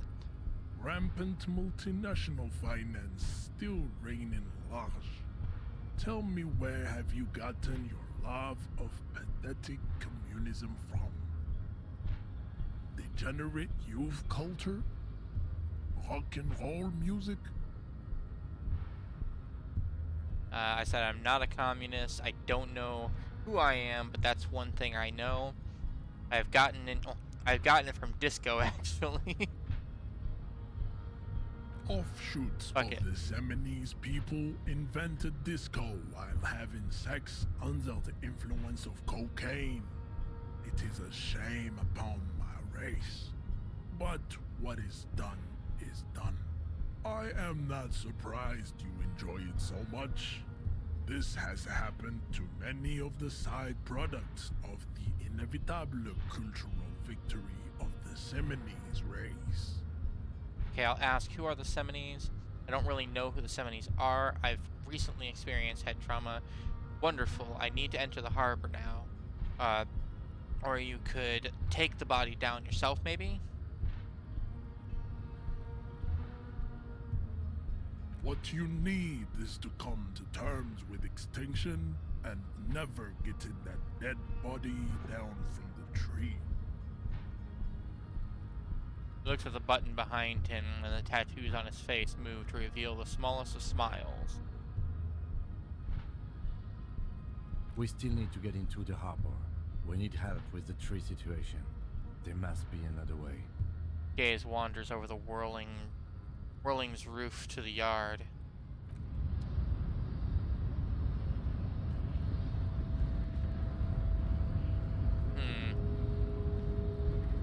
Just here, probably. I could probably actually go up and around then somehow.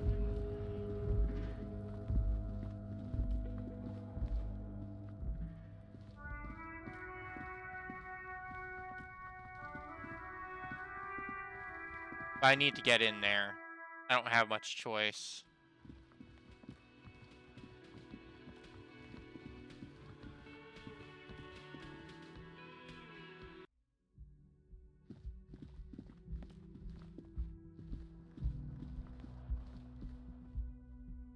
there a way that I can access the roof from here?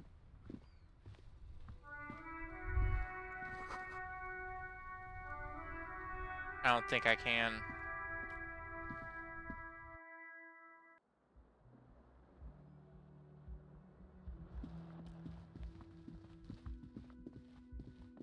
And how am I going to access it? Maybe I can access it from the back?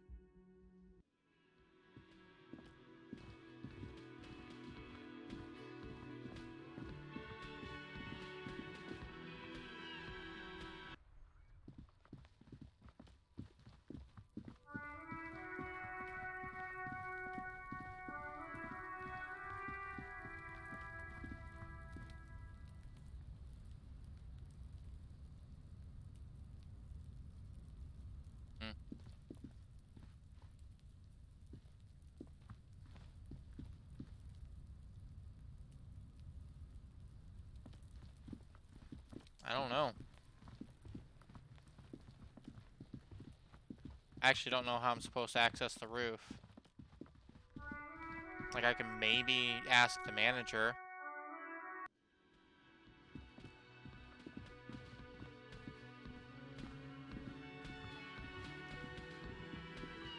Real mature, man. What exactly were you trying to accomplish? You do understand you still owe me money, right? Damn, your feet thought we got away.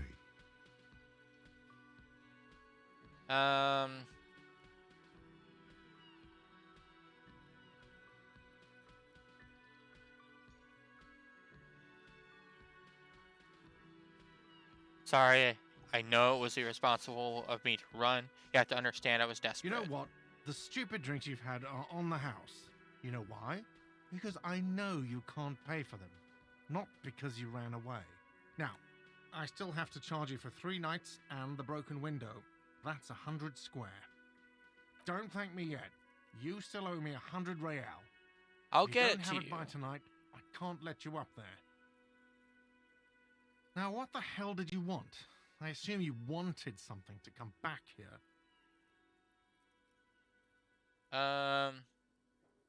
Seen something here at the Whirling.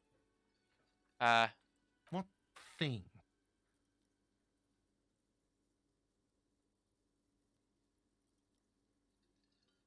I saw a sign that said the mess hall is reserved for the Union. Yes, not the whole damn Union, thank God. Just the nastiest and loudest faction. Tosses his head in disdain.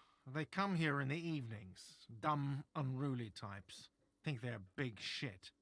But they're good customers. They place big orders and always pay on time. We should find out who this Lord faction is, occupying the booth. Loudness means talkative, and we need info. How do we find them? We have to wait.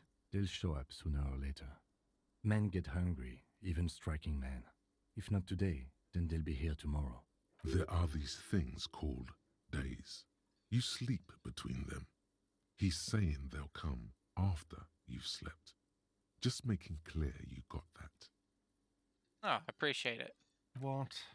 By the way, you should come back to this thing-based questionnaire if you see anything interesting in the whirling later. By the way, where is home? The address is coming up blank, and this place sure isn't it. But you've Do I been have at one? this hostel cafeteria for only 3 nights. Where were you before? You had to be somewhere. In time or space?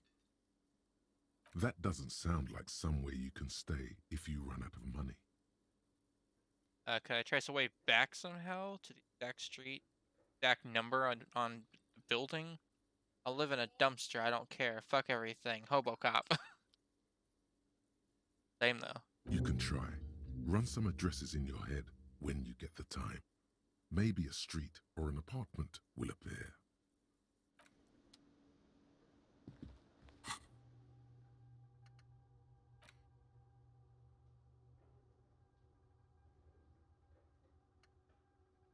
Let's rewind. Let's trace your drunken steps back home. Jump across the raised channel bridge. Southwest of here. Fall over. Get up. get off the asphalt in 20 minutes, shuffle your feet through courtyards, scaring little children, go under the great raised motor track, the 881, until you reach Le Domaine Eminent in North Jamrock. Streets are frozen this time of year, caked with ice. Walk down Main, Perdition. There's a side alley there, footprints in the mud. Yeah, sure, I'll internalize it. Give me something to internalize at least.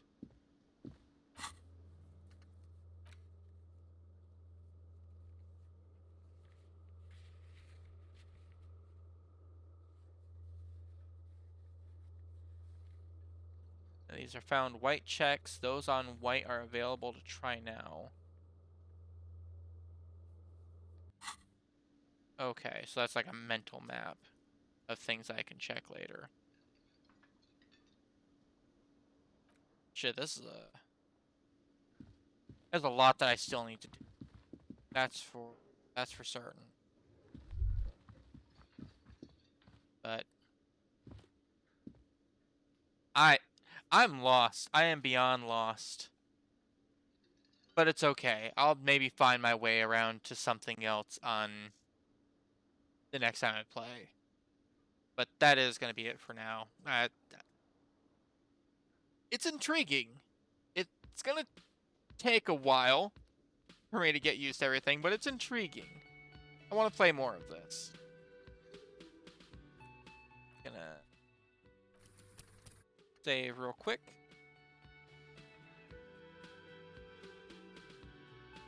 And if you're still here, thank you for being here. Hope you have a good night.